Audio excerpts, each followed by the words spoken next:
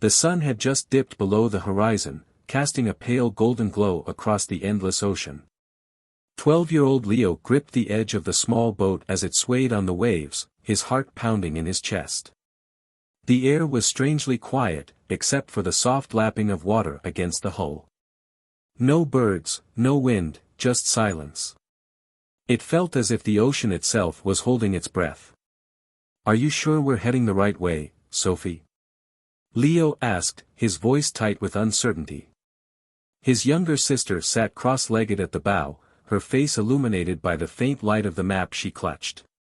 "The compass doesn't lie," Sophie replied, though her voice wavered slightly. She brushed a strand of her curly hair out of her eyes and pointed ahead. "If the stories are true, the island of talking animals should be just beyond the mist." Leo squinted into the distance. A thick wall of fog loomed ahead, curling and shifting like it was alive. He shivered. They weren't supposed to be here, they were supposed to stick to the main route back to the harbor. But Sophie's discovery of the mysterious map in their grandfather's attic had changed everything.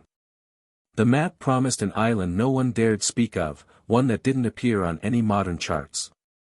And now, here they were, chasing what might only be a legend. As the boat slipped into the fog, the temperature dropped sharply. The salty tang of the sea was replaced by an earthy, almost floral scent. Sophie leaned forward, her eyes scanning the gray veil for any sign of land. "I don't like this," Leo muttered. His grip on the edge tightened. The fog pressed in around them, so thick that he could barely see Sophie a few feet away. Then, a strange sound broke the silence, a low, rhythmic drumming, like the beating of a heart. It seemed to come from all around them, vibrating through the air and the boat. "Do you hear that?" Sophie whispered, her voice barely audible over the steady thrum. "Yeah," Leo said, swallowing hard. "And I really don't think it's the ocean." The drumming grew louder, more insistent, as if urging them forward. Then, just as suddenly as it had begun, the fog thinned, revealing a dark outline ahead.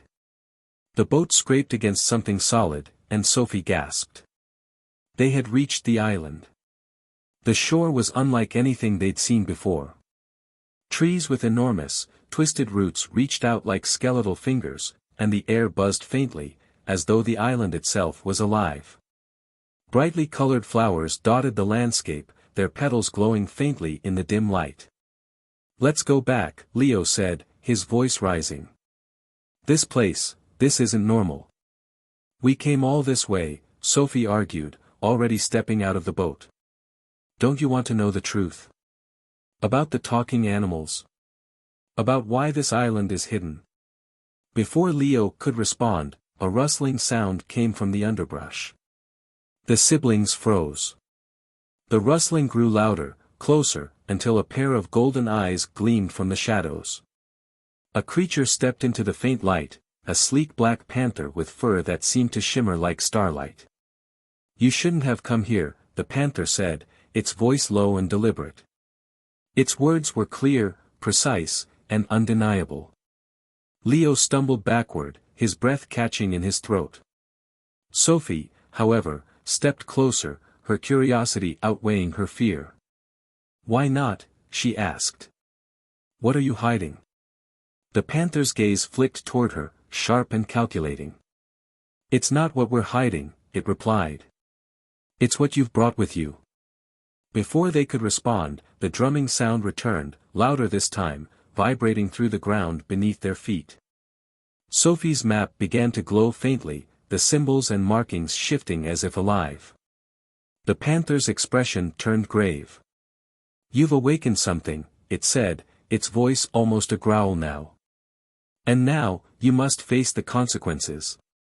The ground beneath them trembled, and distant howls echoed through the forest. Leo grabbed Sophie's arm, his eyes wide with fear. "What did you do?" I don't know," Sophie stammered, clutching the glowing map.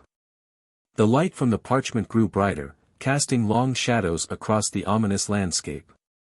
From the darkness of the trees, more pairs of glowing eyes began to appear, each one fixed on the siblings. The panther crouched low, its muscles tense. "Run," it commanded, its voice a mixture of urgency and anger. "Before it's too late." The siblings bolted, the glowing eyes of the creatures closing in as they dashed into the tangled jungle. The drumming sound echoed louder, seeming to pulse from deep within the island, matching the frantic rhythm of their footsteps. The trees, twisted and looming, created a maze of shadows that seemed to move and shift as if alive. Leo's heart pounded, and every step felt like it could give way beneath him. "Where are we even running to?" Leo shouted, breathless and panicked, as vines clawed at his clothes. "Anywhere but here." Sophie snapped, clutching the glowing map to her chest. The symbols on the parchment were no longer just glowing, they were changing, rearranging themselves to form something incomprehensible. "The map, it's doing something. It's trying to tell us." Before she could finish, the ground beneath them shuddered violently, knocking them both to their knees. A deafening roar erupted from deep within the forest, followed by the sound of crashing trees. The jungle ahead seemed to part as something massive moved toward them. "Get up!" Sophie screamed, pulling Leo to his feet. But the path ahead was no longer a path, it was a steep, rocky descent into darkness. Behind them, the golden-eyed panther appeared again, its sleek form barely visible against the chaos of the forest. "You can't escape it," the panther called out. Its voice was sharper, filled with urgency and something else, fear. "You've already unleashed the island's guardian. The only way to survive is to face it." "Face what?" Leo yelled, but there was no time for answers. From the shattered forest ahead, a monstrous silhouette emerged. It was enormous, its glowing eyes and jagged teeth glinting in the faint light of the glowing flowers. Its roar shook the very air, sending birds screeching into the sky. The siblings were frozen for a moment, caught between the impossible decision of running into the jaws of the beast or staying put to be overtaken by the glowing-eyed creatures that pursued them. The panther snarled, leaping between them and the advancing monstrosity. "Use the map," the panther growled, its voice barely audible over the rumbling earth. "It holds the key to stopping this. But you must act now." Sophie's hands trembled as she unfolded the map. The symbols shifted again, forming what looked like a riddle. Her voice shook as she read aloud, "To silence the beast and calm its rage, a truth must be spoken to break the cage." "What truth?" Leo asked desperately, his eyes darting between the approaching monster and the glowing eyes surrounding them. "What does that even mean?" The beast roared again, its massive claws carving into the earth as it closed the distance. The panther lunged forward, slashing at the beast to buy them time, but it was clear the fight was hopeless. The jungle itself seemed to pulse with the creature's anger, the trees bending and swaying as if alive. "Think, Sophie," Leo urged, grabbing her shoulders. "What truth? What does it want?"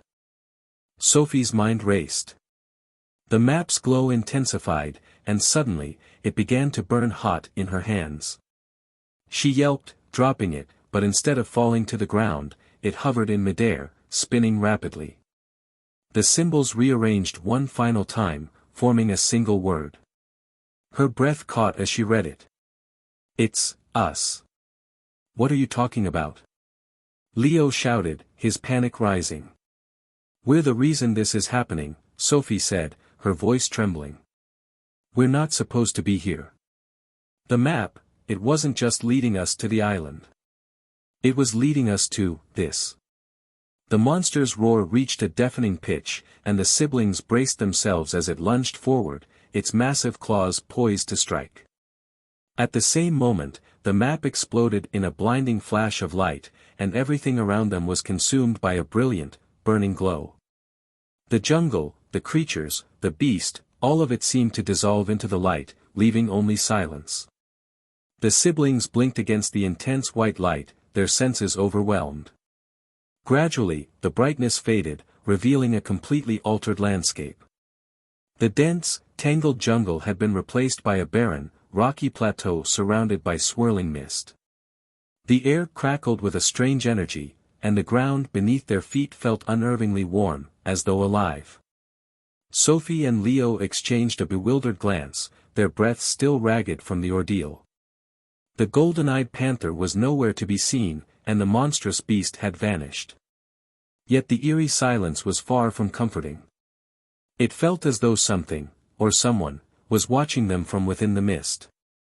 "Sophie, where are we?" Leo's voice was barely above a whisper, as though speaking too loudly might disturb the fragile stillness. I don't know," Sophie stammered, clutching at her chest as if to steady her pounding heart. The map was gone, its glowing symbols and cryptic riddles replaced by nothingness. She looked down at her empty hands, feeling a sudden pang of loss. "The map, it's gone." Before Leo could respond, the ground trembled beneath them, the faint hum in the air growing into a low, resonating thrum. A deep voice echoed around them, not from any single direction but seemingly from the very air itself. "You have entered the heart of the island. Few survive this far," the voice rumbled, each word vibrating through their bones. "You have awakened forces beyond your comprehension. Speak now, what is it you seek?" Leo and Sophie froze, their gazes darting around in search of the source of the voice. The mist began to swirl, coalescing into vague, shifting forms, faces, animals, and shapes that defied logic. We didn't mean to awaken anything," Sophie stuttered, her voice trembling. "We were following the map, trying to understand why it led us here." "You were drawn here because you carry the weight of truths long buried," the voice continued, growing colder. "The island demands reckoning. The question is, will you offer it willingly, or will it take what it requires?" Leo stepped forward, his fists clenched. "What does that even mean? What truth? We don't understand." The ground trembled again, and from the swirling mist emerged a figure, a towering, shadowy being with glowing eyes that mirrored those of the panther. It loomed over them, its presence both terrifying and oddly familiar. "You were given warnings. The panther spoke, yet you ignored its words. You tampered with forces you cannot control," the figure intoned. Its voice carried both an ancient wisdom and a searing judgment. "Now, the choice lies before you, face the truth or be consumed by the island's wrath." The mist thickened, pressing in on them like a living thing. Sophie's mind raced, fragments of the map's riddle flashing through her thoughts. A truth must be spoken to break the cage. What truth? What did the island want from them? "Sophie." Leo's voice broke through her spiraling thoughts, pulling her back to the present. "We need to do something, or whatever that thing is will." Before he could finish, the figure raised an enormous hand, and the ground beneath Leo cracked open. He stumbled back, his eyes wide with terror as the fissure spread toward him. Sophie lunged forward, grabbing his arm just as the ground beneath him crumbled into a gaping void. "Choose," the figure bellowed, its voice shaking the very air. "Speak the truth, or lose everything you hold dear." Sophie's grip on Leo tightened, her heart pounding. "What truth?" she shouted, her voice breaking. "Tell us what you want." The figure's eyes glowed brighter, and the mist swirled faster, enveloping them in an impenetrable shroud. Its voice lowered, almost a whisper, yet it carried an undeniable weight. "The truth is within you. Look deeper, before it is too late." The fissure widened, and Sophie's grip on Leo began to slip. The stakes were rising, the tension unbearable. Whatever the island demanded, it was clear they were running out of time to figure it out. Sophie's arms trembled as she clung to Leo, her knuckles white with the effort of keeping him from falling into the void. The fissure beneath him was impossibly deep, the sound of shifting rocks echoing ominously from its depths. His face was pale, panic flashing in his eyes as the ground crumbled further, small pieces tumbling into the abyss. "Don't let go!" Leo yelled, his voice cracking under the strain. "I won't!" Sophie shouted back, though fear coiled tightly in her chest. She looked desperately at the shadowy figure towering over them. You have to help us. Tell me what you want, what truth do you mean? The figure tilted its head, the glowing eyes narrowing as though scrutinizing her very soul. The truth you bury, the guilt you carry. It festers, unseen, yet it binds you to this island's curse. Sophie's mind raced, the cryptic words twisting into knots she couldn't untangle. What guilt? What truth? She thought back to every decision that had led them here, every risk they had taken. Had she overlooked something crucial? Betrayed some unspoken rule of the island? The mist around them grew thicker, pressing in with an almost suffocating weight. The fissure beneath Leo widened further, and Sophie's grip faltered. A strangled cry escaped her lips as his hand slipped a fraction further from hers. Sophie! Leo's voice brought tears to her eyes, and she tightened her grip with every ounce of strength she had left. Her gaze darted back to the shadowy figure. I'll do whatever it takes. Just save him. Salvation is not mine to give, the figure intoned. It lies within your choice. Speak the truth, and the island will decide. But I don't know what you mean. Sophie's voice cracked with desperation. Her heart pounded as she searched her memories for any hidden guilt, any secret she had buried. Her mind clung to fragments of the map, the cryptic riddles that seemed to mock her now. A truth must be spoken to break the cage. Suddenly, her thoughts veered to the golden-eyed panther and its warning. The island demands respect for what is forgotten. Could that be the truth it sought? Was it possible she had underestimated the power of this place, treating it as a puzzle to be solved rather than a living, breathing force? I'm sorry, she yelled, her voice raw. I'm sorry for treating this island like a game. I didn't understand. The ground shook violently, cutting her off. The shadowy figure leaned closer, its voice a low rumble.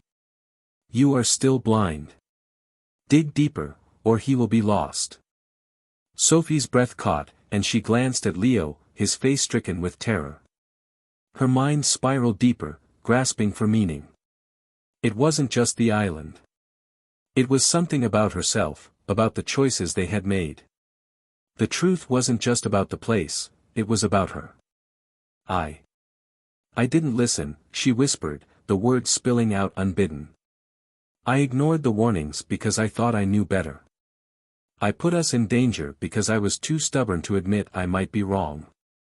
The shadowy figure paused, the mist swirling more violently now, its shapes shifting and reforming in erratic patterns. The glowing eyes burned brighter, piercing through Sophie's very being. Is that all? It demanded, the weight of its voice shaking the ground.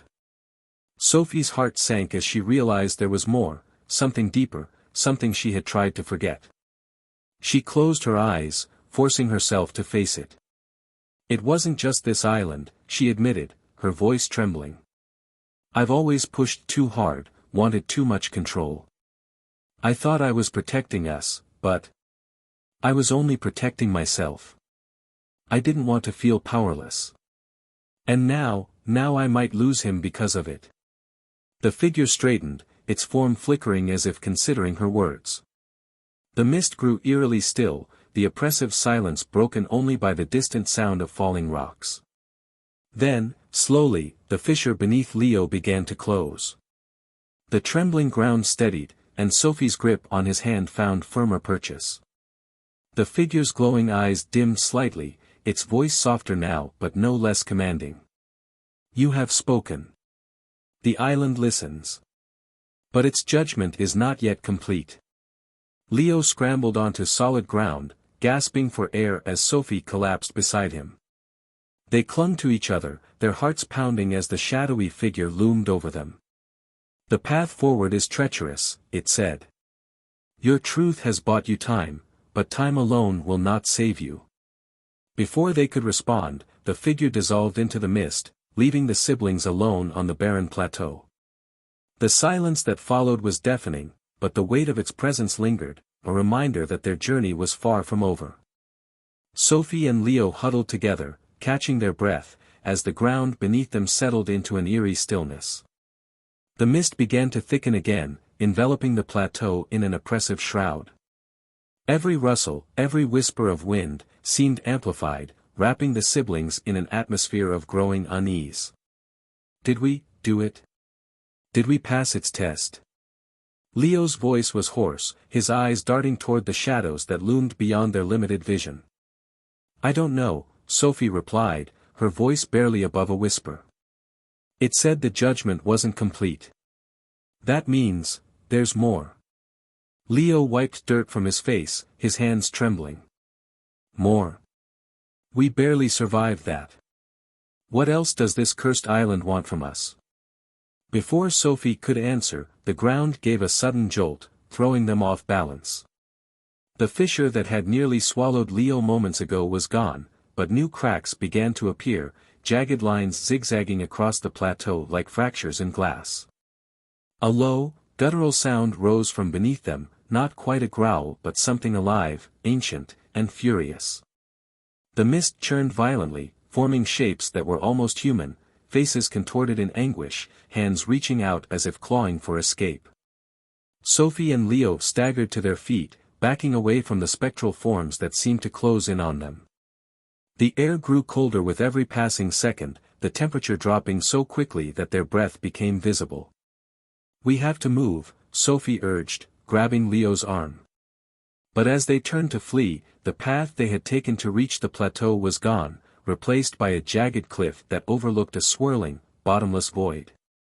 There's nowhere to go. Leo shouted, his voice cracking with panic. A sudden, piercing screech echoed through the mist, silencing every other sound. The shadowy figure reappeared, its form more solid now, its glowing eyes fixed on the siblings. But it wasn't alone. Behind it, the golden-eyed panther emerged from the haze, its sleek body tense, its gaze locked on Sophie. You have spoken your truth, the shadow intoned, its voice resonating like a drumbeat in their chests. But truth is only the beginning. To leave this island, you must face the heart of its curse. What does that mean? Sophie demanded, her voice trembling but defiant. We've done everything you asked. We've. Silence. The shadow's voice boomed, and the ground trembled beneath them. You seek to escape, but you do not understand. This island does not forgive. It remembers. The panther stepped forward, its golden eyes narrowing. And it tests. Your resolve, your bonds, your very souls. The shadow gestured toward the fissures, which began to glow with an ominous red light.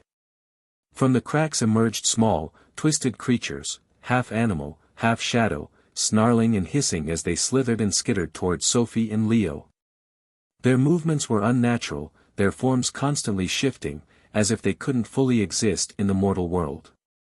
What are those? Leo gasped, stumbling backward. Guardians of the island's pain, the panther said.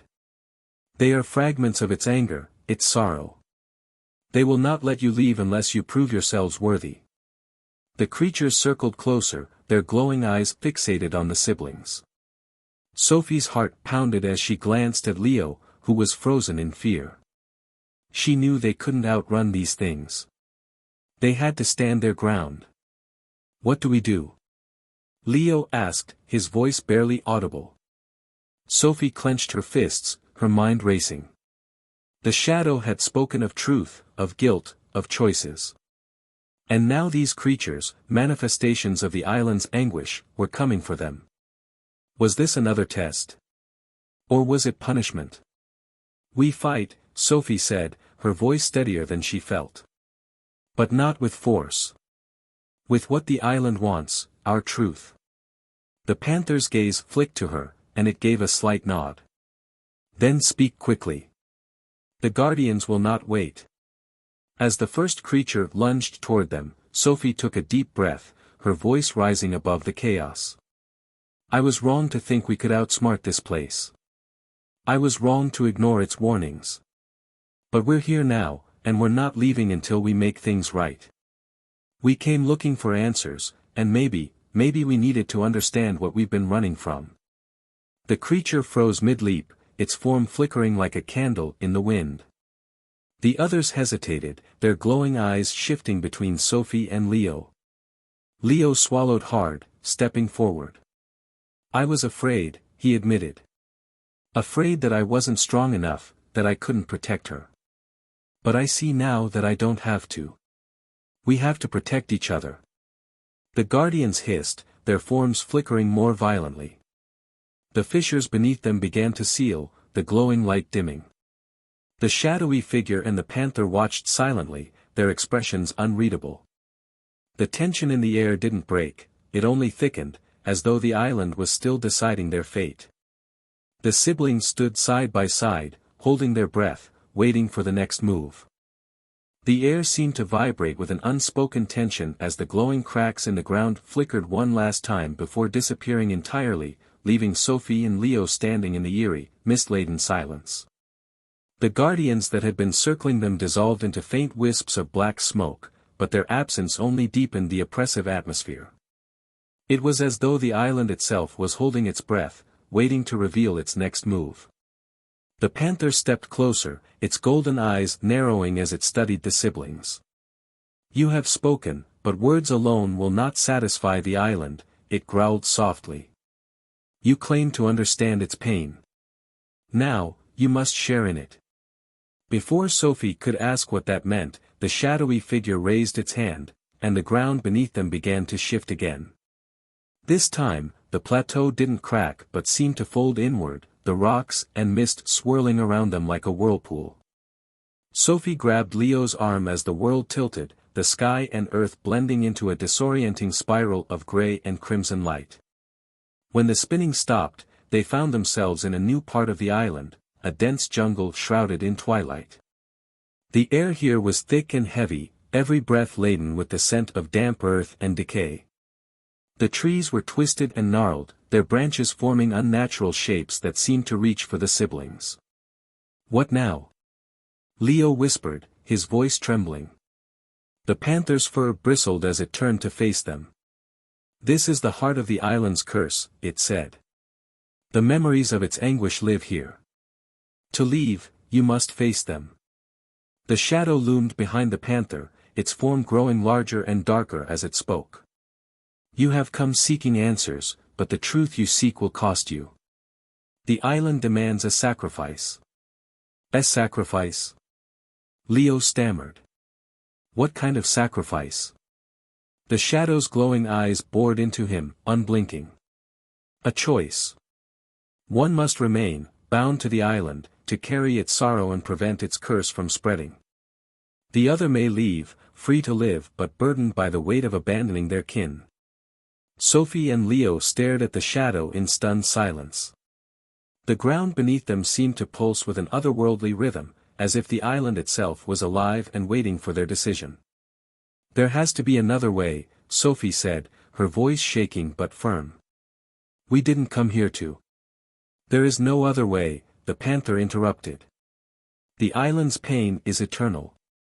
One of you must take it upon yourself, or you both shall perish here. Leo looked at Sophie, his face pale. No. I'm not letting you stay behind. We can figure this out together. There has to be something we're missing. But Sophie wasn't listening. Her gaze had shifted to a strange structure in the distance, a towering stone archway covered in glowing runes. It radiated a faint golden light that cut through the oppressive gloom. What's that? She asked, pointing. The shadow and the panther exchanged a glance, their silence speaking volumes. Sophie's heart raced. Is that the way out? Is that the key? It is not for you to decide, the shadow said, its voice low and foreboding. The island will not allow you to approach unless you accept its terms. But Sophie didn't wait for permission. Gripping Leo's hand, she started toward the archway, her determination outweighing her fear. The jungle seemed to come alive around them, the trees groaning and twisting as if trying to block their path. Shadows flitted between the branches, and the air grew colder with every step. We can't do this, Sophie, Leo said, pulling back. If we go any further, we'll. We have to try, Sophie interrupted, her voice firm. I'm not giving up, and neither are you. As they approached the archway, the golden light intensified, bathing them in its warmth. For a moment, it felt as though the island's hostility had lifted, but the feeling was short-lived. The shadowy figure appeared before them, its form shifting and writhing like a living nightmare. "You defy the island's will," it hissed. "You will not pass unless you choose." Sophie stepped forward, her fists clenched. "If this island wants pain, then it can have mine. But I'm not leaving my brother behind." The shadow paused, its glowing eyes narrowing. The panther watched silently, its expression unreadable. The air grew heavy, and the ground beneath them began to shake once more. The runes on the archway flared brightly, illuminating the siblings and casting their shadows long and thin against the jungle.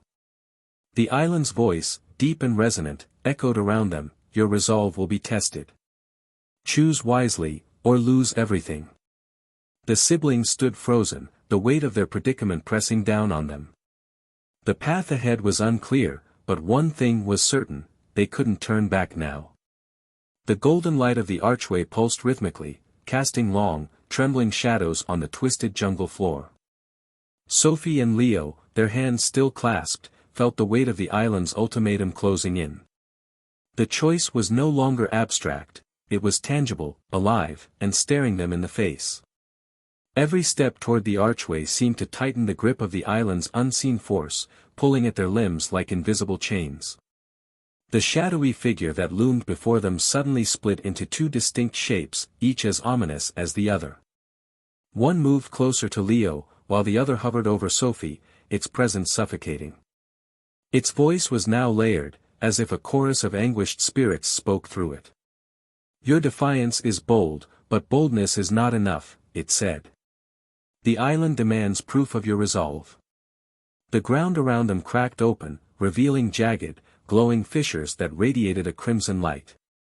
From these cracks emerged ghostly apparitions, animals twisted and contorted, their translucent forms glowing faintly as they circled the siblings. The panther, watching from the shadows, stepped forward with a low growl. "They are the spirits of those who came before you," it said, its voice heavy with sorrow. "They too sought the island's secrets and failed to make the choice. Now, they are bound here for eternity." One of the ghostly figures, a massive stag with antlers that shimmered like broken glass, stepped forward. Its hollow eyes bored into Sophie, and when it spoke, its voice was fragmented, like a broken melody. "The choice is not yours alone. The island sees your fears, your doubts, your bonds. It will test them." As if on cue, the fissures widened, and the siblings were separated by an invisible force. Sophie screamed as she was flung backward into the jungle's dense undergrowth, while Leo was dragged toward the edge of a glowing chasm. He clawed at the ground, his eyes wide with terror. "Sophie," he shouted, his voice cracking. "Leo!" Sophie scrambled to her feet, her heart pounding as she tried to fight against the unseen force that held her back. Her hands found a thick branch, and she gripped it tightly, using it to anchor herself as she inched forward. The shadow loomed over Leo, its eyes blazing. "He is weak," it hissed. "Easily swayed by fear. Would you truly sacrifice yourself for someone who doubts you?" Leo looked up, his face pale but determined. "You're wrong," he said, his voice shaking but resolute. "I'm scared, but I trust Sophie. And I won't let this place tear us apart." The shadow seemed to falter, its form flickering as if unsettled by Leo's defiance. Sophie seized the moment, lunging forward with all her strength. She grabbed Leo's hand, pulling him back from the edge of the chasm. The apparitions around them began to wail, their voices rising in a haunting crescendo that made the air vibrate. The panther stepped between the siblings and the shadow, its golden eyes glowing fiercely. "The bond you share is rare," it said. "But bonds alone cannot break the island's curse. You must confront its heart." Before either of them could respond, the jungle around them shifted again. The archway, once distant, now stood mere steps away, its golden light blazing like a beacon. But the ground beneath it was treacherous, riddled with cracks that pulsed with the same crimson glow as the chasm. The panther turned to Sophie and Leo, its expression unreadable. "The archway will take you to the island's core. There, you will face the truth. But be warned, truth comes at a price." Sophie and Leo exchanged a glance, their fear momentarily overshadowed by determination. They stepped forward together, the archway's light washing over them as the jungle fell silent. The apparition ceased their wailing, and the shadow retreated, watching them with an intensity that made their skin crawl. As they crossed the threshold, the light engulfed them, and the world around them dissolved into a swirling vortex of color and sound. The siblings held on to each other tightly, bracing for whatever lay ahead. And in the distance, faint but growing louder, was the sound of something ancient and immense awakening. The swirling vortex around Sophie and Leo seemed endless, its chaotic colors and sounds pressing against their minds like waves in a storm. The siblings clung to each other as the sensation of falling gave way to a jarring halt. They landed hard on an unfamiliar, solid surface. The light dissipated, revealing a vast, cavernous chamber unlike anything they had seen on the island. The walls were adorned with intricate carvings depicting the history of the island, figures of animals and humans intertwined in cycles of harmony and conflict. A single beam of pale light illuminated the center of the chamber, where a massive stone pedestal stood. Resting atop it was a shimmering orb, pulsating with a hypnotic, golden glow. Sophie's breath caught in her throat. "This must be it," she whispered. "The heart of the island." Before Leo could respond, the panther emerged from the shadows, its form now more ethereal than ever, as though it were part of the air itself. "The orb holds the island's truth and its curse," it said. "To touch it is to invite the weight of its knowledge. But beware, those who are unworthy will find the burden unbearable." Leo swallowed hard, his eyes darting between the orb and the carvings on the walls. "What does it mean by unworthy?" he asked. "The island does not care for strength or courage alone," the panther replied. "It demands understanding, unity, and sacrifice." The siblings moved closer to the pedestal, their footsteps echoing in the eerie silence. As they neared, the ground began to tremble, and from the shadows emerged the twisted, ghostly figures they had encountered earlier. Their hollow eyes glowed as they encircled Sophie and Leo, their mournful wails filling the air. One of the apparitions, the stag with shimmering antlers, stepped forward. Its voice was fragmented and haunting. "You seek to break the cycle, but the island does not release its hold so easily. Prove your worth, or join us in eternal servitude." The orb's glow intensified, and a voice, deep, resonant, and ancient, emanated from it. "You have come far, Sophie and Leo. But the trials are not over. To claim the truth, you must confront what lies within." Suddenly, the chamber darkened, and the siblings were separated again by an unseen force. Sophie found herself in a smaller chamber filled with mirrors that reflected not just her image but fragments of her memories. She saw flashes of her childhood, moments of doubt and fear, and the unspoken guilt she carried. Each reflection whispered to her, their voices overlapping in a cacophony of self-doubt. In the main chamber, Leo faced his own trial. The ghostly figures formed a circle around him, their wails turning into words. "Do you truly trust her?" they asked in unison. "Or do you fear she will falter when it matters most?" Leo clenched his fists, his voice breaking. "I trust her. More than anything." The stag stepped closer, its hollow gaze piercing. "Trust is not enough. You must act. Prove your belief, or she will be lost." As the trials unfolded, the orb's light grew brighter, filling the cavern with an almost unbearable intensity. Sophie and Leo's voices echoed through the chamber as they each faced their inner demons, their trials pushing them to the edge of their strength and resolve. But the island was not yet satisfied. The tremors intensified, and cracks began to form in the pedestal, sending shards of glowing stone into the air. The orb's voice boomed again, its tone filled with both warning and promise. The heart of the island beats for those who dare. Will you endure, or will you fall?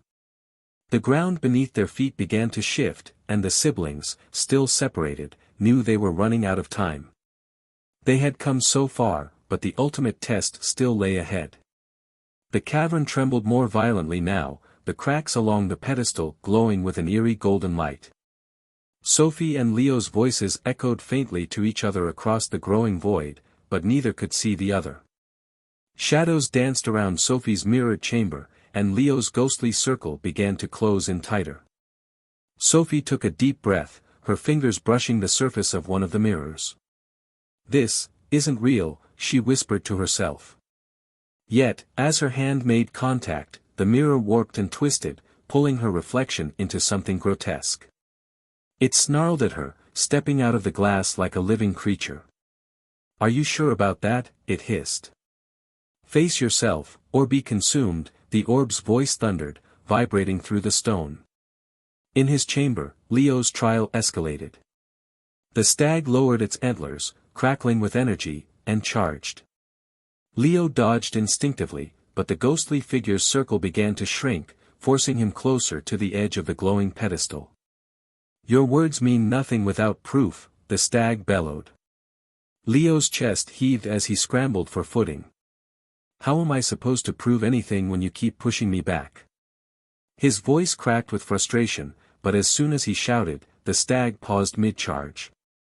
"Perhaps the answer lies not in fighting, but in surrendering," came a whisper, faint yet unmistakably familiar. It was his mother's voice, a memory he had buried deep. In the mirrored chamber, Sophie's grotesque doppelganger lunged, forcing her to stumble back into another mirror, which rippled like water as she touched it. Her reflection turned into another scene, a memory of the time she had let Leo take the blame for a broken vase years ago. Her reflection in the mirror spoke with a harsh tone. "Do you think he forgot that? Trust is earned, Sophie, and you haven't always been worthy of his." Tears welled in her eyes, but Sophie gritted her teeth.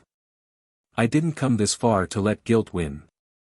I'm here to protect my brother, no matter what it takes." The reflection smirked. "Then prove it." At that moment, the mirrored walls cracked, sending shards cascading down around her. Sophie barely dodged as the pieces merged together, forming a glowing path back toward the pedestal. Her trial wasn't over, but she knew it was leading her back to Leo. Meanwhile, Leo took a hesitant step forward. The stag lowered its head once more but didn't move. The voice whispered again, "Sometimes, belief is shown in stillness, not in action." Closing his eyes, Leo planted his feet and held his ground, despite every nerve screaming at him to move. The stag charged, but as it reached him, it dissolved into a swirl of golden mist, engulfing Leo and lifting him off the ground. He gasped, his eyes snapping open, as he was hurled toward the center of the chamber, where Sophie was now running to meet him. The orb pulsed with blinding intensity as the siblings were finally reunited at the pedestal. Their trials had led them here, but the cavern's rumbling suggested they had little time to act. The golden cracks spread further, splitting the pedestal and sending shockwaves through the chamber. "Place your hands on the orb together," the panther's voice commanded, now echoing from nowhere and everywhere at once. "The heart of the island must judge you as one." Sophie and Leo exchanged a tense glance. They hesitated only for a moment before each reached out, their hands trembling as they connected with the pulsating orb. A deafening silence fell, and the light consumed everything. The light surrounding Sophie and Leo was so intense that it seemed to strip the world of all color and sound. They couldn't feel the ground beneath their feet anymore, as if they were floating in an endless void. Yet, within the light, they felt the weight of something immense, a presence, watching, judging. The orb's warmth became searing hot against their hands, making them flinch, but neither let go. As the light began to dim, faint voices echoed around them. It wasn't just one voice, it was many, layered, distant, and fragmented. Words tumbled over one another, unclear yet charged with emotion. "Sophie." "Leo," a voice finally emerged clearly, deep and resonant. You seek to save this island, but it is not only the island that needs saving. It is you. Sophie's eyes darted to Leo, panic flaring in her chest. What does it mean by that? She whispered, but the words were swallowed by the void. The orb trembled beneath their hands, and suddenly, the light shattered into shards that spiraled around them like a hurricane. The siblings were thrown apart, each falling backward into darkness. When Sophie landed, the air around her felt heavy, and the ground beneath her was cold and unyielding. She was in a dark forest now, the canopy so dense that no light pierced through. The only illumination came from faint, glowing footprints leading deeper into the trees. She hesitated but felt an unshakable pull to follow them. Leo, on the other hand, found himself in a vast, open desert, the sun blazing down upon him. The heat was suffocating, and he could see no landmarks except a distant mirage of water. Yet, as he walked toward it, the mirage didn't fade, instead, it grew more vivid, almost tangible. Both siblings heard the same voice again, though it came from different places. You've begun the journey, but your true test lies ahead. Only together can you rewrite what has been broken. Sophie pressed forward, her every step causing the glowing footprints to fade behind her, as if there was no going back. The forest seemed alive, whispering her name and rustling ominously in the shadows. Her chest tightened with unease when she heard footsteps, heavy, deliberate ones, not far behind her. "Who's there?" she called, her voice trembling. There was no answer, but the footsteps grew louder. She broke into a run, her heart pounding as the trees seemed to close in around her. In the desert, Leo finally reached the mirage, but as he touched the shimmering water, it rippled and froze into glass. Beneath the surface, he saw shapes moving, his own reflection staring back at him, only it wasn't him. The reflection smirked, eyes glowing golden. "You've always doubted yourself, haven't you?" the reflection spoke. "Always the follower, always unsure. How can you lead if you don't believe in yourself?" Leo staggered back, but the sand beneath him shifted, pulling him closer to the glassy surface. His reflection pressed a hand against the other side, the smirk twisting into a sneer. "You'll never be enough," it hissed, and the glass cracked, threatening to shatter. Both Sophie and Leo felt the weight of their trials intensify. The stakes had never felt higher. They were apart, but their fates were still intertwined, and the island's judgment was far from complete. Sophie's breath came in sharp, ragged gasps as the dark forest around her seemed to pulse with life. Every crack of a branch, every rustle in the undergrowth felt like a predator drawing near, and yet, she couldn't bring herself to stop. The glowing footprints flickered ahead, promising guidance, but they felt like an illusion, as if they were mocking her desperate attempts to find clarity. The air thickened, and the once distant footsteps behind her began to match her pace, quickening with every beat of her heart. She turned her head, her pulse racing, but the shadows revealed nothing.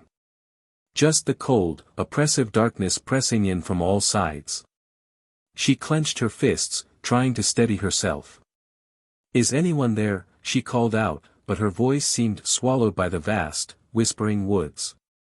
The path ahead remained shrouded in mystery, but there was something else, a soft, distant whisper carried by the wind. "You must choose." The voice felt like it was speaking directly into her mind, the words wrapping around her thoughts, pulling her further into the unknown.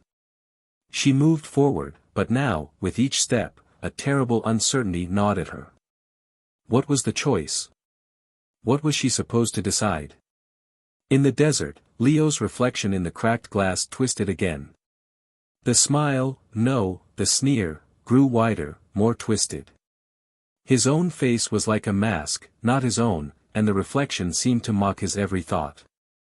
He stepped back, panic rising as the sand beneath his feet shifted and began to suck him deeper.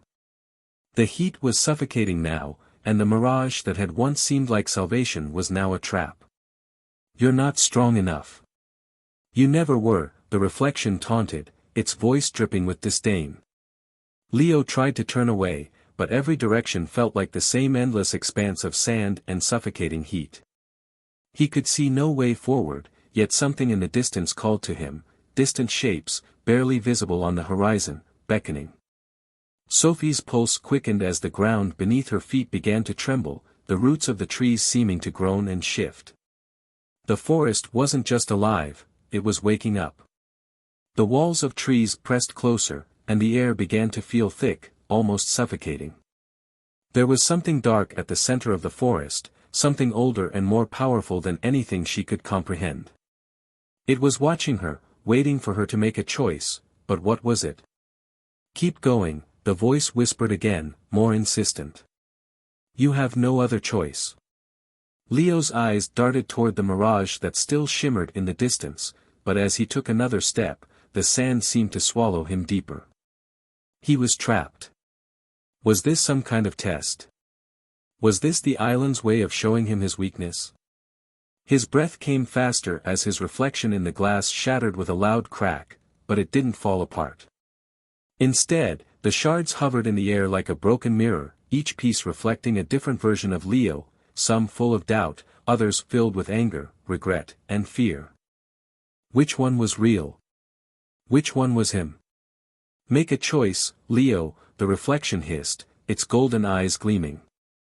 "Or the desert will take you." The landscape around him began to shift again, as though the island itself was alive, shifting, warping, testing.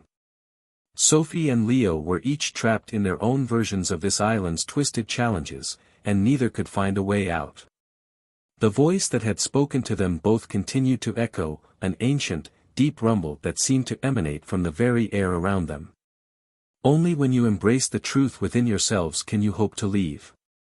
But the truth was becoming more elusive, and the stakes higher. How could they fight something they couldn't even see?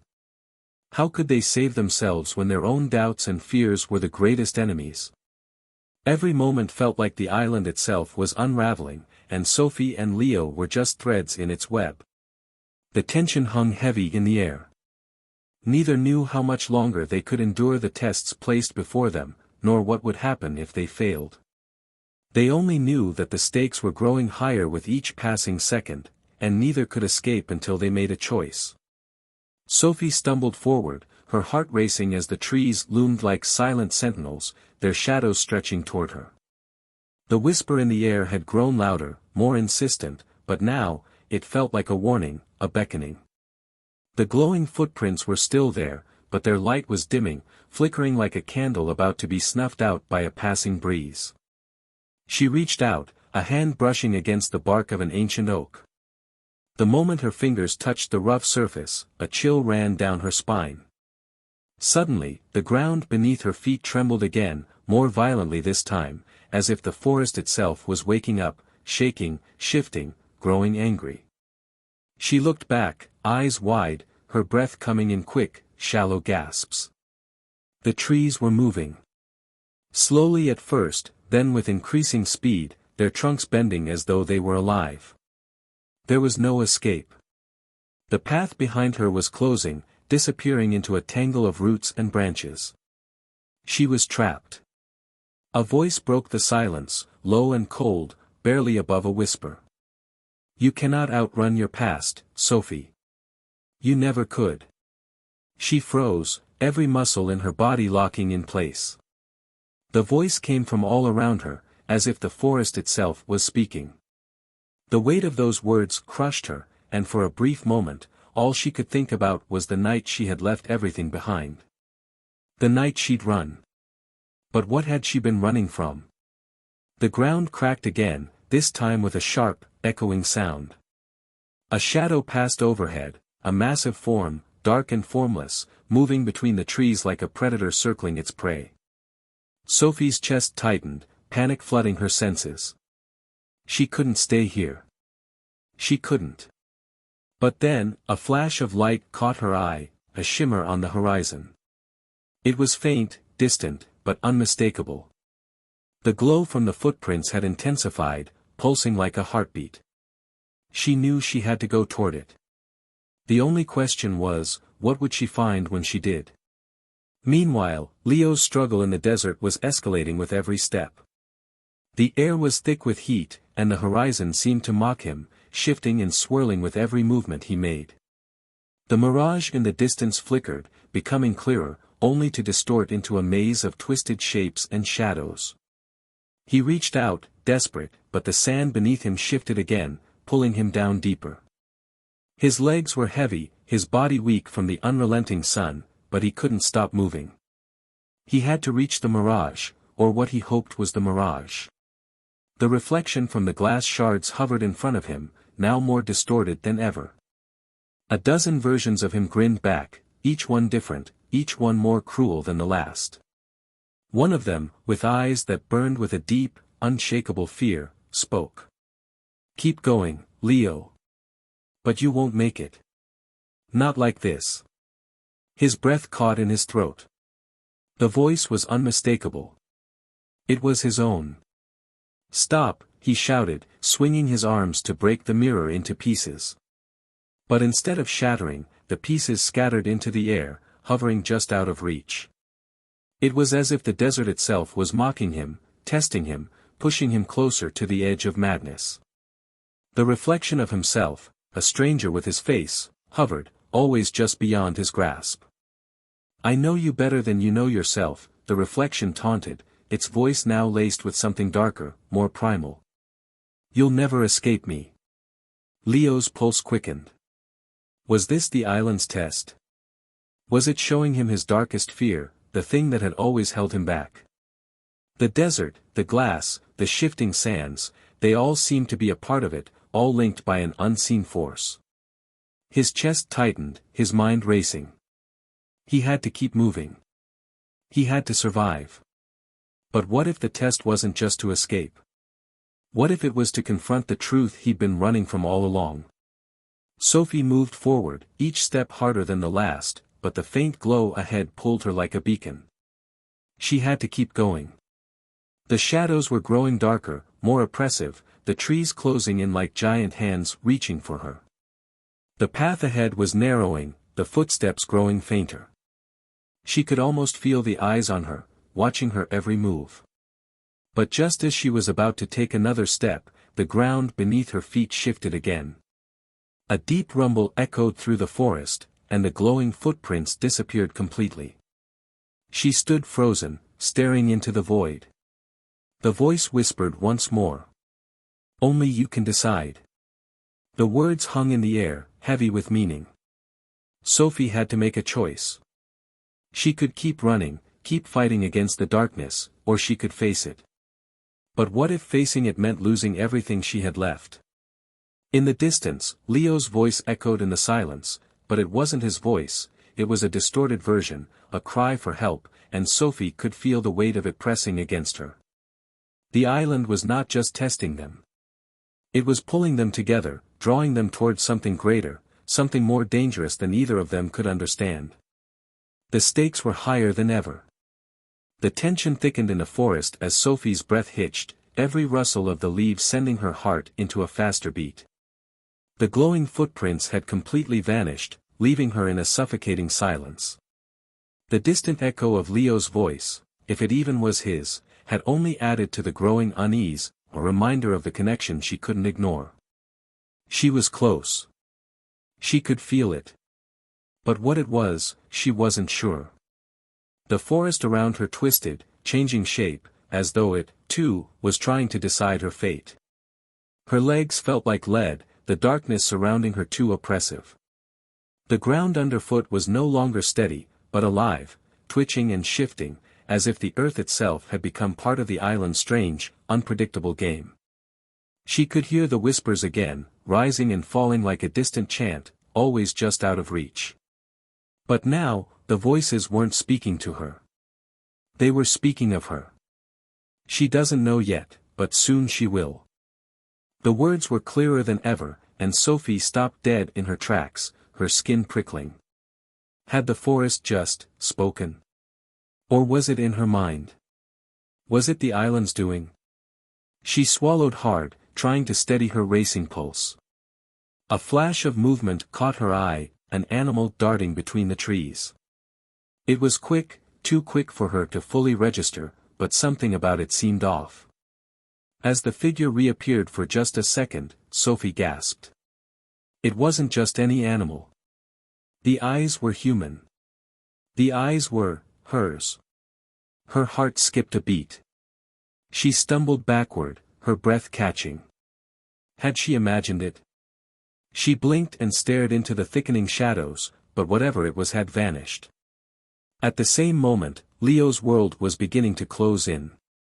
The desert's heat pressed against him like an iron fist, suffocating and relentless. Every step forward felt like an eternity, each one more treacherous than the last. The sand was shifting beneath him, pulling him down, slowing his progress. He could still see the mirage, a twisted, shimmering image in the distance, but now it felt less like a goal and more like a warning. "Leo, come closer," the voice from the reflection whispered again. His own face grinned back at him from the shards of glass, but this time, it was different. The reflection was no longer mocking, it was desperate. "Don't you see? This is what you wanted. This is what you've always wanted. To confront your fear. To face yourself." The wind picked up, howling across the barren landscape. Leo's eyes stung from the dust, but he couldn't look away from the glass. His reflection in the fragments twisted and contorted into monstrous shapes, each one darker than the last, each one taunting him with memories he thought he had buried long ago. He took another step, his legs shaking, his breath ragged. Was this real? Was he really being drawn into this? Or was it just his mind breaking under the heat? Suddenly, the air around him thickened, the sky above him turning from pale blue to a sickly shade of red. The mirage wasn't just a vision anymore, it was becoming tangible, solidifying into something that felt far too real.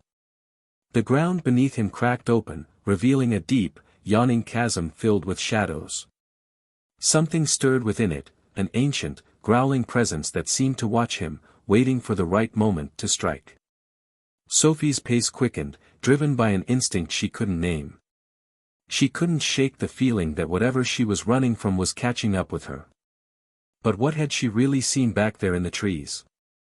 Was the animal, just a product of her fear? Or was it a warning of something far darker waiting to take root in her mind? Another cry, this one louder, rang through the trees. It was Leo, and though she couldn't make out the words, she could feel the desperation behind them. The forest seemed to pulse with energy, urging her onward, as though it wanted her to reach him, or perhaps to stop him. Her steps faltered for just a second. Was this really the right path? Was she about to make the same mistake all over again?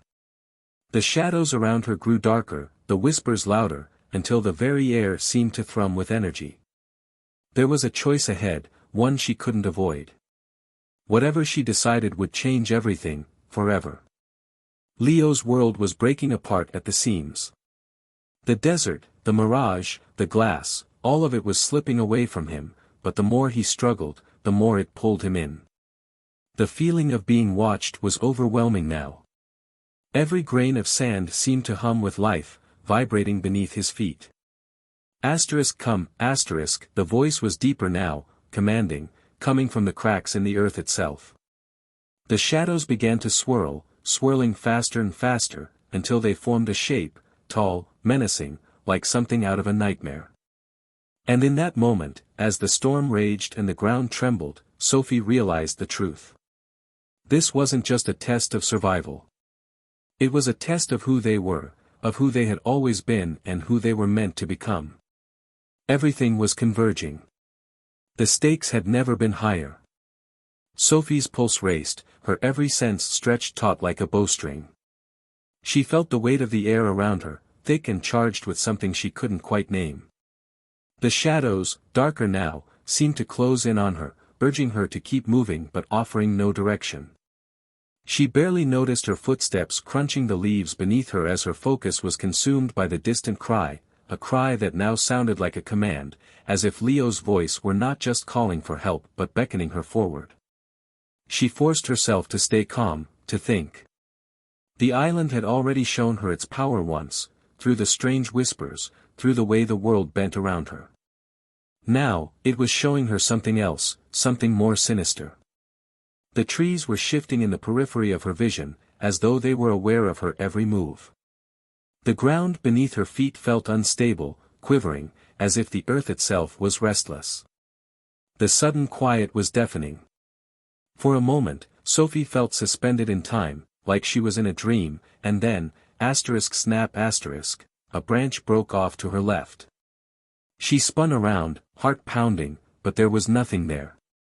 Just shadows and the soft, almost imperceptible swaying of the trees. Then, a cold, seeping chill ran up her spine. It wasn't the usual eerie stillness that accompanied the island's strange magic. No, this felt different. There was something, or someone, out there, moving just beyond her sight. Leo? Sophie whispered, her voice trembling despite her best efforts. No answer. But something in the air had shifted, like the very forest was holding its breath. In the distance, a flicker of light, soft, golden, caught her eye. It wasn't the usual warmth of the sun breaking through the branches. No, this was something far more unnatural, glowing with an inner, pulsing light. Sophie's instincts screamed at her to run, to leave whatever it was alone, but a deeper, quieter voice urged her to go closer. To find out what lay beyond the light. Without another thought, she began moving toward it, her steps unsure but determined. The moment her foot touched the ground again, the shadows seemed to shift, following her every movement, closing in with each passing second. Suddenly, a sharp rustle sounded from behind her. Sophie froze. The noise grew louder, closer, like something, or someone, was tracking her through the underbrush. Her heart slammed against her ribs as she whipped around, eyes darting into the dark. There, just at the edge of her vision, she saw the outline of a figure, tall and unmistakably human. It wasn't Leo. She gasped, backing away slowly, the tension coiling tighter in her chest. But the figure didn't move. It just stood there, watching. Waiting. Who are you? Sophie whispered, though her voice barely carried through the thickening air.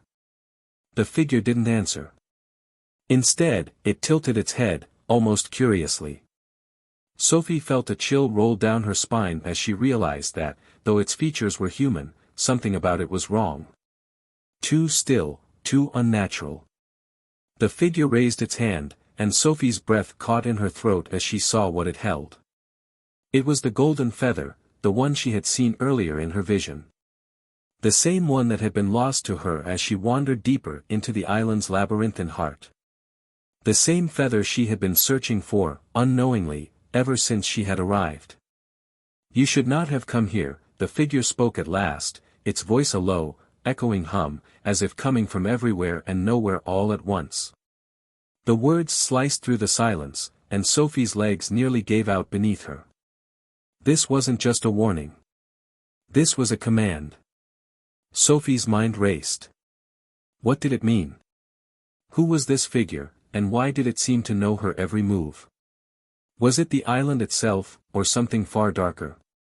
She felt a strange pull toward the figure, like an invisible force was guiding her steps, pushing her closer, despite every instinct telling her to flee. But then, snap a new sound erupted from behind her, and she spun around once more. Leo. His voice was hoarse, strained, full of desperation. But he wasn't just calling for help anymore. He was screaming. Screaming her name. Screaming for her to run. Run, Sophie. It's not, the rest of his words were lost in a roar that seemed to split the air itself. Sophie's heart hammered in her chest as she turned back to the figure. But it was gone. The space where it had been was empty, like a dream fading into nothingness. The golden feather, too, had disappeared. A feeling of dread settled in the pit of her stomach. Something terrible was coming, something that had been waiting for her. She had seen the signs, felt the warnings. But now, with Leo's desperate cries ringing in her ears, Sophie had no choice but to follow the path, deeper into the heart of the island, where the true secrets waited, and where the choices would be made that would change everything. Sophie's heart pounded in her chest, a drumbeat that echoed through the stillness of the forest. She hadn't seen Leo for hours now, and the deeper she ventured into the island, the more it felt like the very ground beneath her feet was shifting.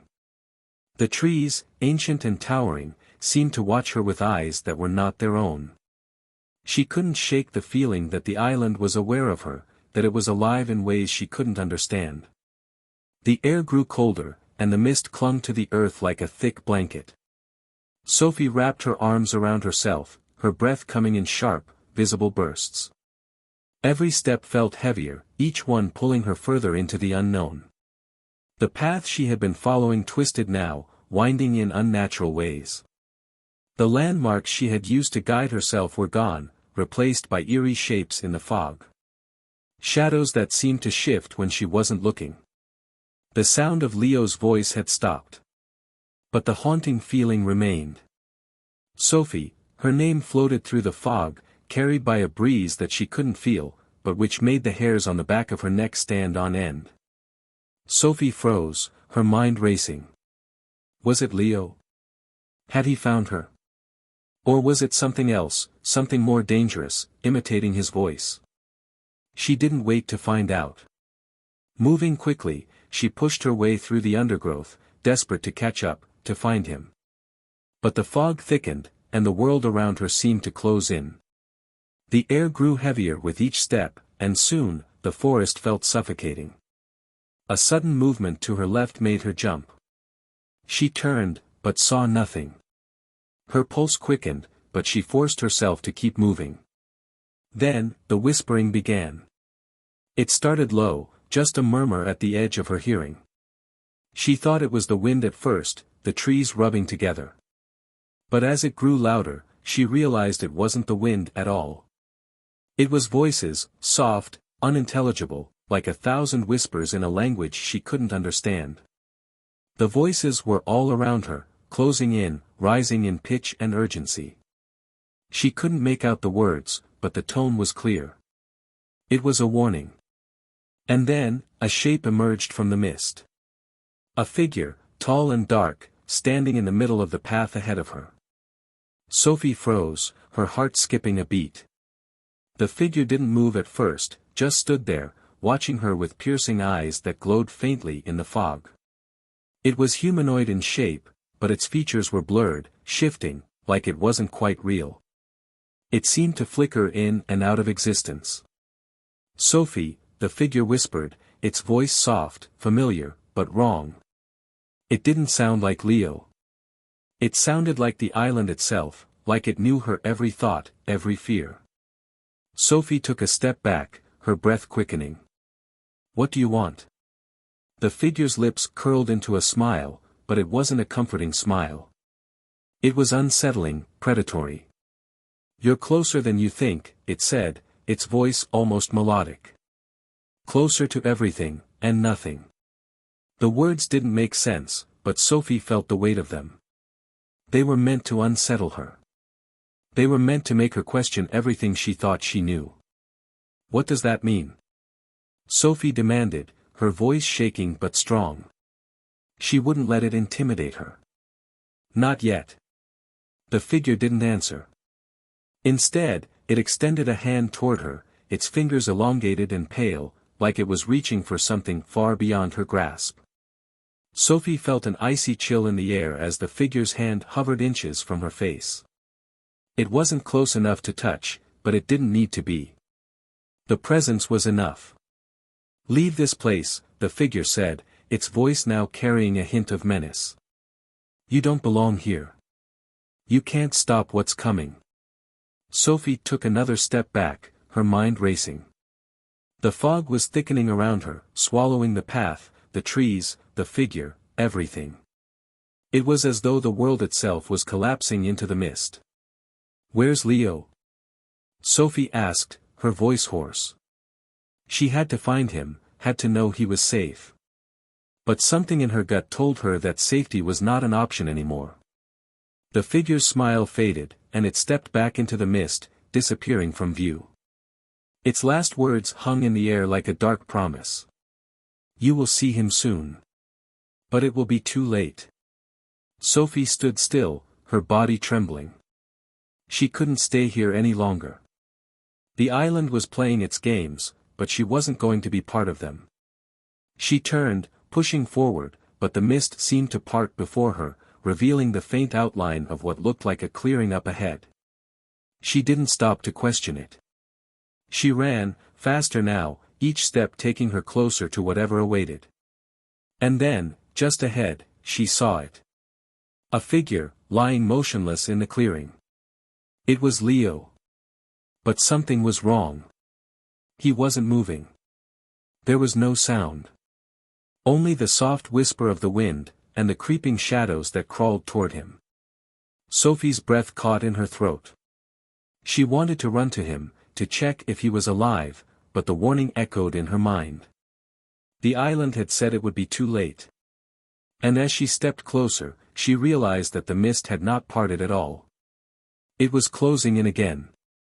But this time, it was different. Something in the mist was watching her. Something, waiting. Sophie's footsteps faltered as she reached the clearing. Leo's still form lay on the ground, unmoving, and the mist closed in around her like a tightening vice. The air felt thick, dense, almost suffocating. She could hear her heart pounding in her chest, but the surrounding silence was deafening. It was as if the world had paused, holding its breath along with her. Every instinct in her screamed at her to turn around and run. But she couldn't leave him here, not like this. Leo's face was pale, his eyes closed. His arms were splayed awkwardly at his sides, and there was no sign of the usual spark of life in him. Sophie knelt beside him, reaching out a shaking hand to check for a pulse. She hesitated just for a moment, the fog pressing in on her, as if trying to push her away. But then her fingers touched his wrist. A faint pulse. Relief washed over her, but it was short-lived. The moment she let out a breath, the mist around her swirled and shifted. Something was wrong. Something was moving within it. Leo's body twitched, a sudden, jerking motion that made Sophie recoil in shock. His eyes shot open, wide and glassy, unblinking. Sophie, the sound of his voice was barely a whisper, but it was enough to send a cold shiver down her spine. The way he said her name, it wasn't him. It was hollow. Leo's mouth moved, but the words that followed were garbled, like they were being forced out, as though something was trying to use him as a vessel. You should leave. Sophie pulled back, panic surging in her chest. What was happening? Was he still Leo? The Leo she knew, or was this something else, something darker? The figure from earlier, the one in the fog, came to mind. The warning. And then, Leo's hand shot up, grabbing her wrist with a grip that was much too strong for someone who had been unconscious only moments ago. His fingers dug into her skin, cold and unyielding. Sophie, he repeated, his voice now a guttural rasp, and his eyes flickered with something inhuman. You don't belong here. Sophie struggled to free herself, but his grip tightened. The fog around them thickened, swirling and curling in unnatural patterns. The whispers were back, louder now, voices all around her, speaking in a language she couldn't understand. It was as if the very earth itself was alive, and the island wanted her to hear its secrets. What do you want from me? Sophie gasped, pulling with all her might, but Leo's hold only grew stronger. The mist parted slightly, just enough for her to see something that sent a chill straight to her bones. The ground beneath them wasn't solid anymore, it was shifting, swirling like liquid, as though the island was alive and breathing, changing around them. The very earth seemed to pulse with energy, as if it were waiting for something, or someone.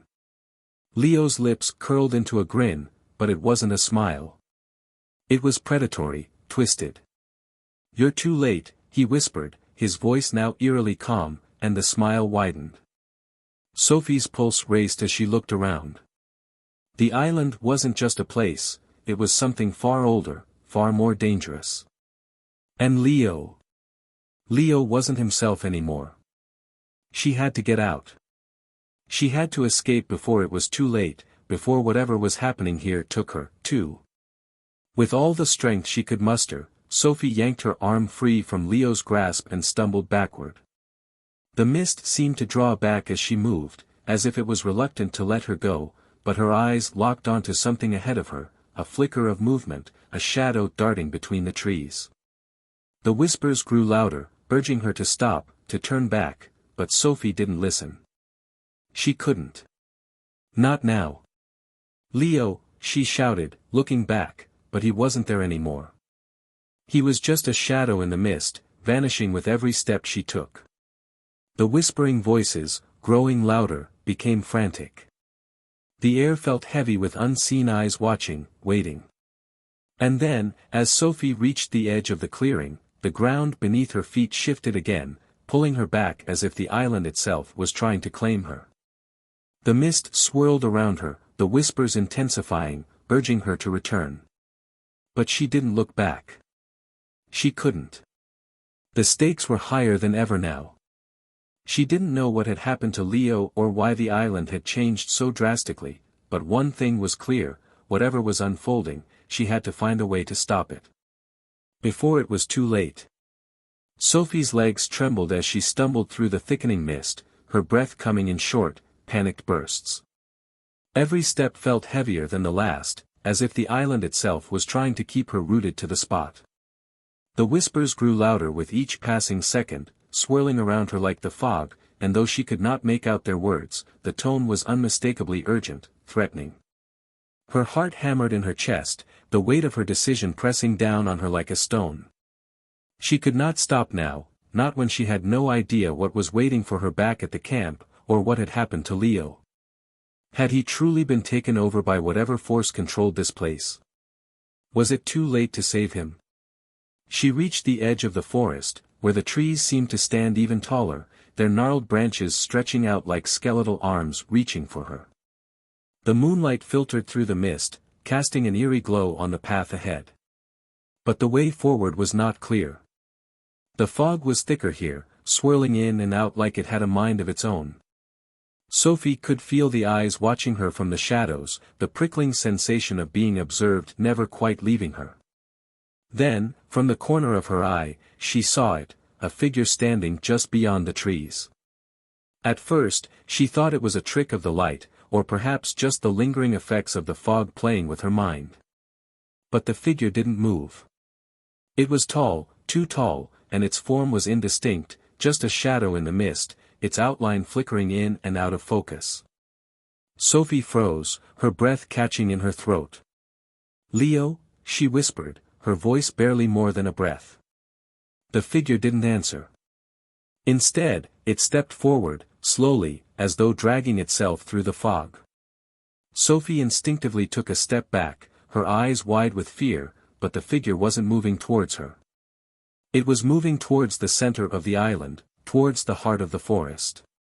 Sophie hesitated, torn between the pull of curiosity and the overwhelming need to escape. But the whispers were getting louder, almost deafening now, and she knew she couldn't just stand here.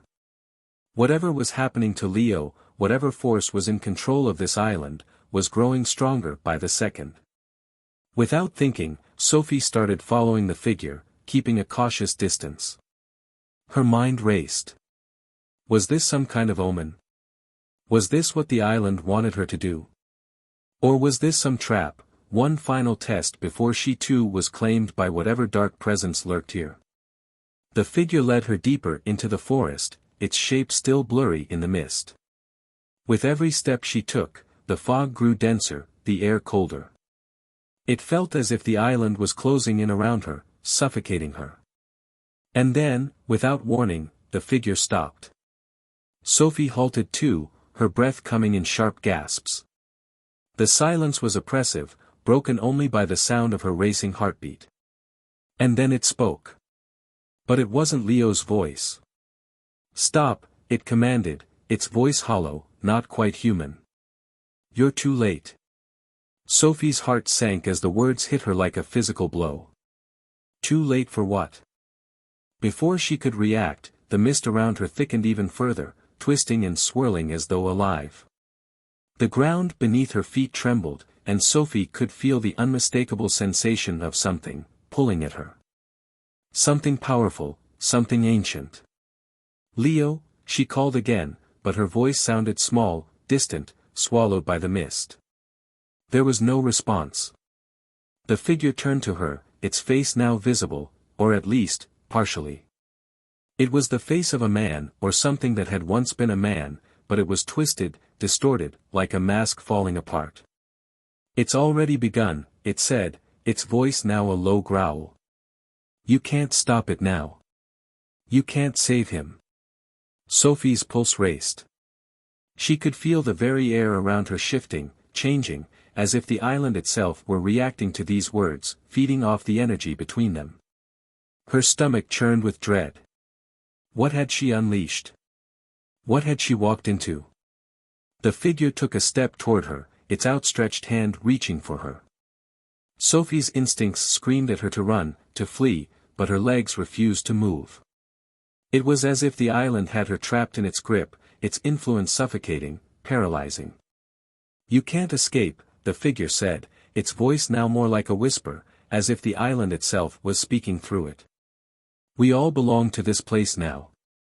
Sophie's mind raced, her thoughts spiraling. She was running out of time. Whatever was happening, whatever dark force was consuming the island and Leo, was closing in on her too. She couldn't afford to hesitate any longer. Sophie's heart thundered in her chest, her breath coming in ragged gasps as the figure's hand reached ever closer. The mist swirled tighter, wrapping itself around her like a suffocating cloak.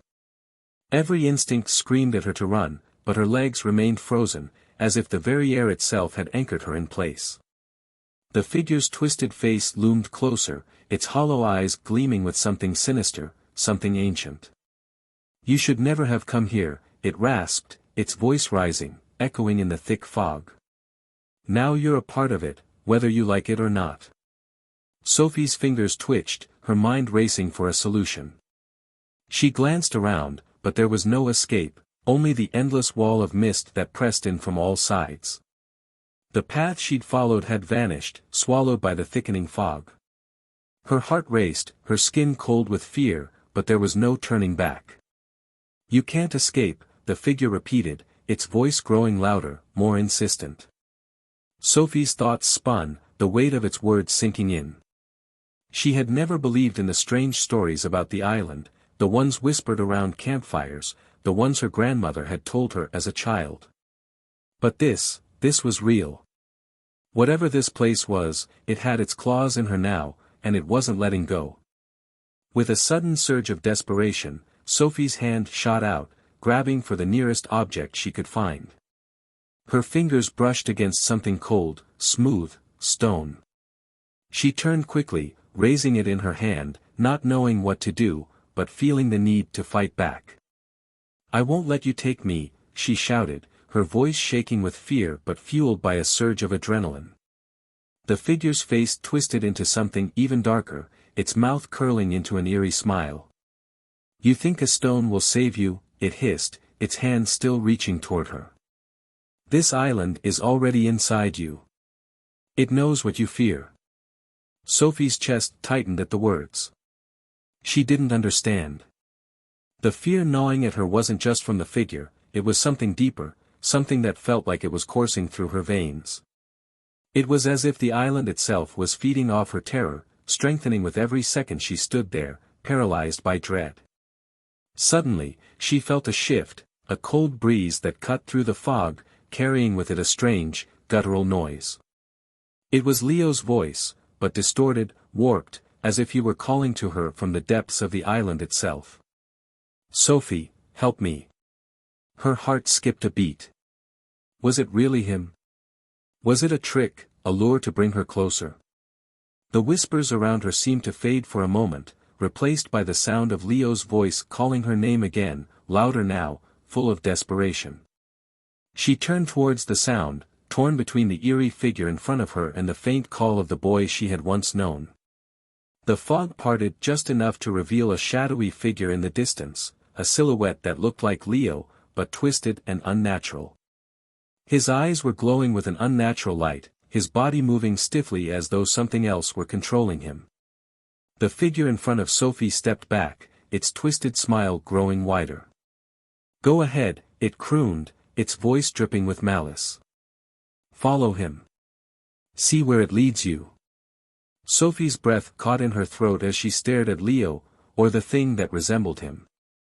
The path before her was clearer now, but something inside her screamed not to take a single step forward. She could feel the island's pulse beneath her feet, a heartbeat that was not her own, an ancient rhythm that vibrated in her very bones. And yet, the pull of Leo's voice was overwhelming. Sophie took a tentative step forward. She had to know if he was still in there, still alive somewhere beneath whatever dark force had claimed him. But with every step she took, the fog seemed to close in around her, as if it were trying to keep her from reaching him. Suddenly, the figure that had been watching her started to fade into the mist, its words echoing in Sophie's mind like a warning, "You're already lost." She shook her head, trying to push the thought aside, but the more she thought about it, the more it felt true. How could she save Leo when she was losing herself? Every step forward felt like a deeper plunge into the unknown. Yet, with each step, the illusion of the mist seemed to lift, revealing more of the twisted figure that was waiting for her. She could feel the island's hold on her tightening with each passing moment, but Sophie knew one thing for sure, she couldn't turn back now. The choice had already been made. Now, she had to face whatever this island, whatever this force, had in store for her. Sophie's footsteps were hesitant as she moved toward the shadowy figure that looked like Leo. The fog twisted around her ankles, curling like unseen hands trying to pull her back. The island felt alive beneath her, the ground shifting slightly, as if it was breathing, watching. "Leo," she whispered, her voice barely carrying through the thick, oppressive air. The figure ahead of her didn't respond, but its head tilted in an unnatural way, as if listening. The glow in its eyes flickered, shifting between something familiar and something monstrous. Then, a whisper slithered through the air, not from Leo, but from the island itself. "You shouldn't have come here, Sophie." She whipped around, her heart hammering.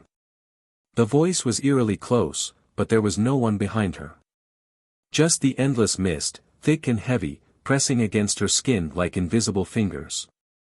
She turned back to Leo. His body was rigid, his arms slightly lifted as though something was holding him up like a puppet. Sophie swallowed hard, forcing herself to move closer. "Leo, it's me," she said, her voice steadier now. "You have to fight this." His mouth moved, but the words that came out were not his own. "There is no Leo." Sophie froze. The voice was layered, deep, guttural, ancient. It reverberated through the air, sinking into her bones. She could feel it inside her head, a creeping, writhing presence that whispered things she didn't want to understand. Then, Leo moved. But it wasn't a normal step forward. His limbs jerked, as if yanked by invisible strings, and his face twisted into an expression of pain and something far worse, something hollow. The fog around him thickened, swirling into shapes, distorted figures, their faces barely formed, their mouths open in silent screams. Sophie took a step back, the pulse of fear hammering against her ribs. The ground beneath her trembled. A deep, shuddering breath echoed from the island itself, and suddenly, Sophie knew, this place wasn't just cursed. It was alive. And it wanted her. Sophie's breath came in short, sharp gasps as she stumbled backward, her mind screaming at her to run. But she couldn't, not yet. Leo was still standing there, his body stiff, his face frozen in an expression that wasn't entirely his own. The flickering glow in his eyes pulsed like a heartbeat, shifting between human and something else entirely. The island groaned beneath her feet. The sound wasn't just from the wind or the shifting trees, it came from deep within the earth, a low, resonant vibration that sent chills up her spine. The fog thickened, pressing against her skin like damp hands trying to hold her in place. Leo, or whatever was inside of him, took a halting step forward. His lips moved, but the words came from somewhere deeper, as though they were being forced through him. "Sophie, leave." His voice cracked, strained, barely his own. She reached for him, but the moment her fingertips brushed his arm, a shock wave of cold rushed through her, forcing her to recoil. The air around them trembled, and the whispers in the mist grew louder. "Stay with us," they urged. "Join us." The voices weren't just one, they were many, overlapping in an eerie symphony of desperation and hunger. Sophie's instincts screamed at her to run, but something about the way Leo struggled against whatever held him in place made her hesitate. If she left now, she might never get him back. But staying might mean she never left at all. The island shifted again, and from the depths of the fog, shadows began to take shape, elongated figures with hollow eyes, their bodies flickering like dying flames. They moved with unnatural fluidity, gliding closer without sound, their presence thick with malice. Sophie clenched her fists, forcing herself to stay rooted despite the fear clawing at her chest. "Leo, fight it," she shouted, her voice barely piercing the suffocating air. His body jerked violently, his mouth opening in a silent scream. The island's breath deepened, and the shadows surged forward. Sophie had seconds to make a choice. And she knew, whatever decision she made, there was no turning back. The air grew heavier, thick with an unnatural chill that gnawed at Sophie's skin. The whispering figures loomed closer, their hollow eyes fixed on her with an eerie intensity. She took a shaky step back, but the ground beneath her feet felt unstable, as if the island itself was shifting. Leo let out a strangled gasp, his body convulsing. His eyes flickered, one moment filled with recognition, the next consumed by whatever force had taken hold of him.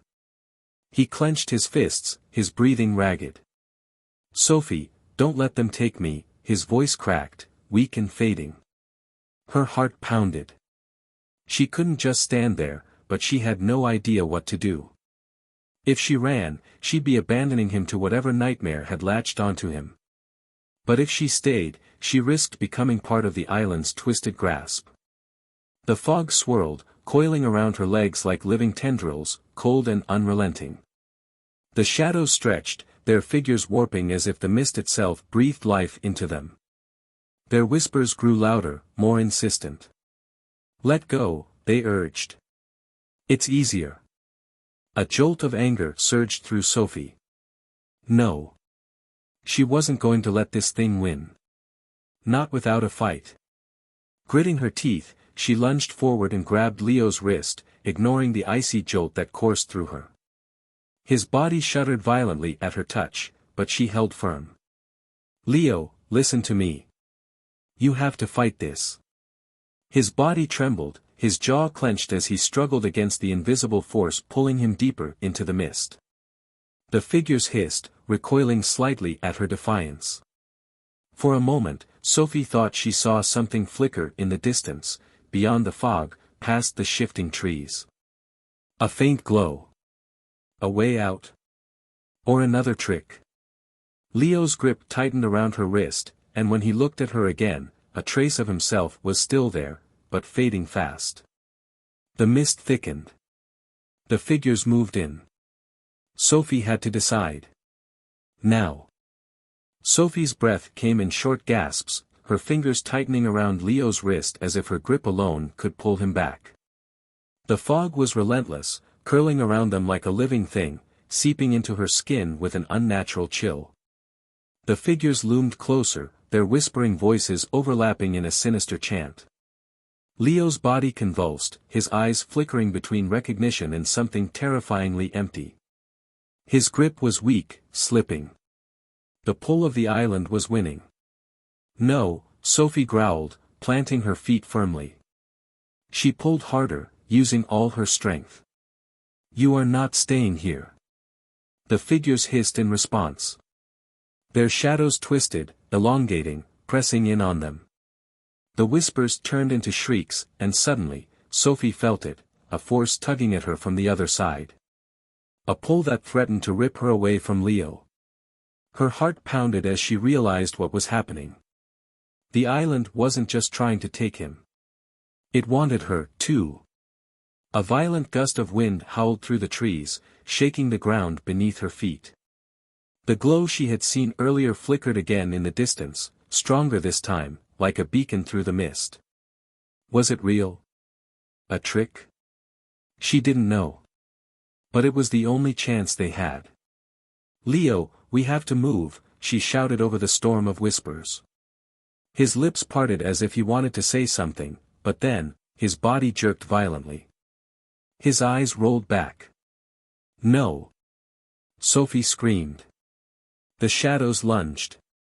Sophie's scream was swallowed by the howling wind as the shadows lunged toward her and Leo. The figures moved unnaturally, their limbs bending at odd angles, their whispers turning into distorted wails. The air grew thick, pressing down on her chest, making it hard to breathe. Leo's body convulsed again, and for a terrifying moment, his grip on reality seemed to shatter completely. His eyes locked onto Sophie's, but there was something different about them now, something distant, something that didn't belong to him. "Let him go," she shouted, her voice raw with desperation. The shadows hesitated, their twisted faces flickering with something close to amusement. The glow in the distance pulsed again, stronger this time, as if responding to her plea. Sophie knew she had to reach it. With one final, desperate pull, she yanked Leo forward. His body was heavy, unwilling, but then, his fingers twitched in hers. A flicker of resistance. A sign that he was still there, still fighting. But the island wasn't done with them. A sharp, ear-piercing screech ripped through the air, and suddenly, the ground beneath them shifted. The earth cracked open in jagged lines, splitting the forest apart. Thick roots shot out from the soil, twisting around Sophie's ankles, snaking toward Leo. Panic surged through her veins. If they didn't move now, they would never leave this place. "Leo, run," she cried, forcing herself forward. But just as they took their first step toward the glow, the island let out a final, deafening roar. And then, everything went dark. Sophie gasped as the darkness swallowed them whole. For a moment, there was nothing, no sound, no air, no ground beneath her feet. Then, a cold, slithering sensation wrapped around her wrists, tightening like invisible chains. "Leo," she choked out, twisting her body, trying to find him. A flicker of dim light pulsed ahead, revealing him a few feet away. He was suspended in the air, his limbs rigid, his face contorted in pain. The shadows had him. Sophie thrashed, but the unseen force held her firm. A voice, low, rasping, echoed through the abyss. "You should not have come here." The words carried a weight that pressed against her skull, making her head throb. Leo's eyes snapped open. For a fleeting second, they were his normal, warm brown. Then, a dark veil passed over them, and his face twisted into an eerie grin. "Sophie." His voice was layered, distorted. Not his own. A shiver ran down her spine. She had seen Leo afraid, angry, even exhausted, but never like this. Never, possessed. "No," she whispered, shaking her head. "I won't lose you." The light ahead pulsed again, brighter, more insistent. It was their only chance. But how could she reach it when the island itself was fighting to keep them? Sophie's pulse pounded in her ears as she stared at Leo, his once familiar face now twisted into something unrecognizable. His grin was too wide, his pupils shrinking into pinpricks against the eerie glow. "You are not him," she whispered, her voice barely audible. The thing inside Leo cocked its head. "Aren't I?" It took a slow, deliberate step toward her, the shadows rippling like ink around its feet. Sophie wrenched against the unseen force holding her wrists. The more she struggled, the tighter it coiled, like thorned vines digging into her skin. Her mind raced. There had to be a way out. The light ahead pulsed again. Stronger this time. It wasn't just a flicker in the dark, it was calling her. Sophie focused on it, ignoring the way her breath hitched, ignoring the thing wearing Leo's face as it stepped closer. If the island was alive, then so was this light. Maybe it wanted to help. "You should not have come here," the voice rasped again, louder, as if the whole island was speaking now. The ground trembled beneath her feet. Then, suddenly, her wrists were free. Sophie staggered forward, heart hammering, but Leo, no, the thing inside him, lunged. Its fingers clamped around her arm, ice-cold and unyielding. "You think you can run?" it sneered. "You think this place will let you?" The light flared, and for the first time, Sophie saw what was hidden in the dark. The island wasn't just watching them. It was waiting. The island pulsed with an unseen energy, the air thick with an unnatural silence. Sophie's chest rose and fell in shallow breaths as she struggled against the force gripping her arm. The thing that looked like Leo tightened its hold, its fingers cold as stone. "You don't understand," it said, its voice layered with something deeper, something ancient. "You were never supposed to come here." The light ahead pulsed again, a beacon cutting through the suffocating darkness. Sophie could feel its pull, urging her forward. She gritted her teeth and twisted her body, using the momentum to wrench herself free from Leo's grasp.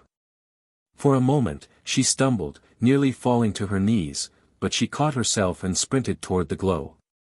The wind howled through the trees, carrying whispers that clawed at her mind. Shadows writhed at the edges of her vision, taking shape, growing. Leo, or whatever wore his face, didn't chase her. Instead, he laughed. A slow, knowing chuckle that sent ice through her veins. "You can run, Sophie," he called, his voice stretching unnaturally. "But the island already knows you." The light grew brighter as she approached, but with it came something else. A sensation, deep in her bones, a feeling that whatever was waiting for her at the source of the glow wasn't necessarily a salvation. It was a choice. And she had no idea if she was ready to make it. Sophie's breath came in ragged gasps as she pushed forward, her feet pounding against the damp earth. The glow ahead flickered, shifting like something alive. She could feel the island pressing in around her, watching, waiting. Behind her, Leo's laughter had stopped. The silence that followed was worse. It felt heavy, charged with something unseen. Sophie glanced over her shoulder, nothing. The trees stood eerily still, their twisted branches like skeletal fingers reaching for the sky. Then, a whisper. Not words, not exactly, but something that slithered into her ears, into her thoughts. A sensation, a presence. It made her stomach twist. She clenched her fists and forced herself forward. The light was closer now, revealing something massive just beyond the trees. A structure. No, not a building, an altar. Stone, ancient, covered in strange carvings that pulsed with the same eerie glow. It felt alive, as if the island itself had shaped it. Sophie hesitated at the edge of the clearing. Every instinct screamed at her to turn back. But something stronger, something deep in her core, told her this was the heart of it all.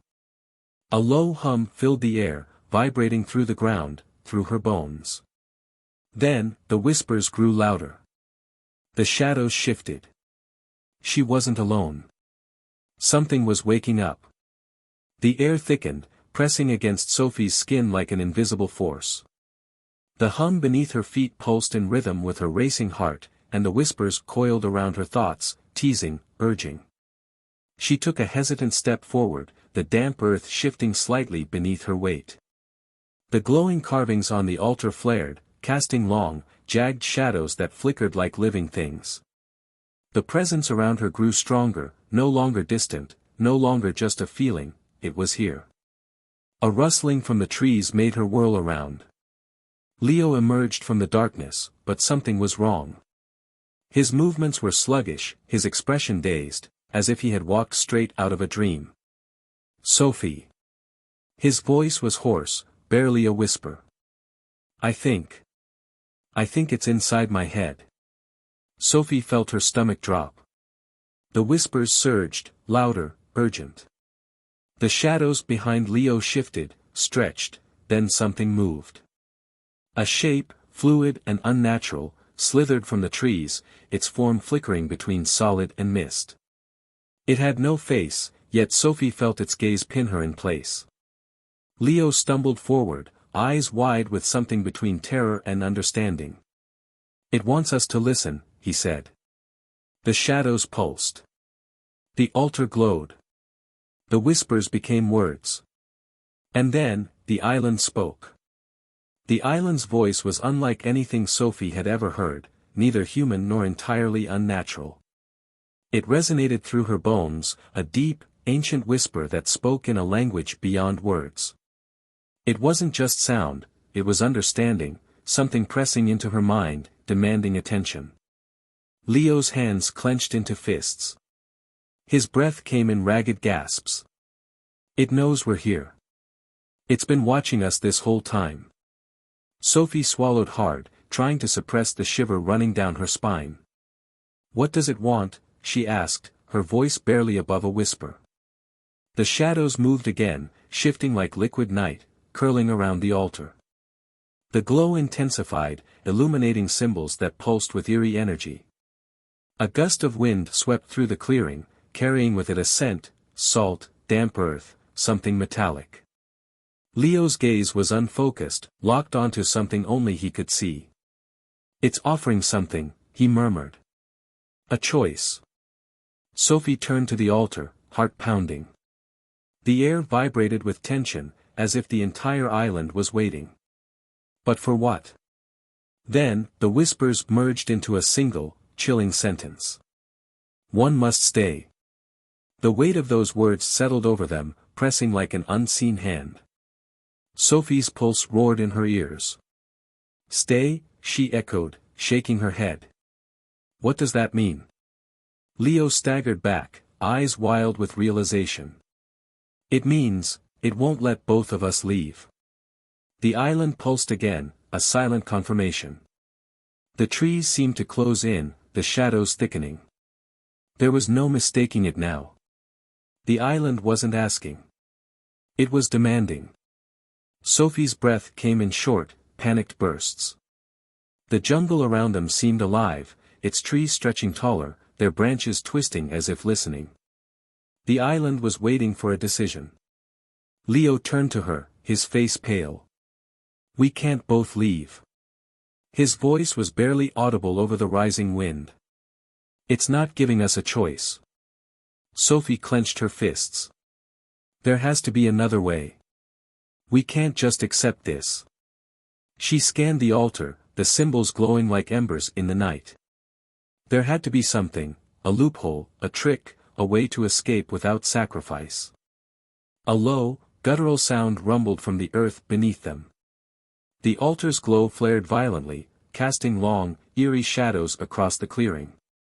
The message was clear. Time was running out. Then, the ground beneath Leo's feet shifted. He stumbled, barely catching himself. "Sophie," his voice was different this time, strained, almost distant. His eyes were locked onto something behind her. Slowly, she turned. A figure stood at the edge of the clearing. It wasn't human. Its form was shifting, as if made of mist and darkness, yet its eyes burned like embers. It didn't move, didn't speak, but Sophie felt its presence deep in her bones. It was watching. Waiting.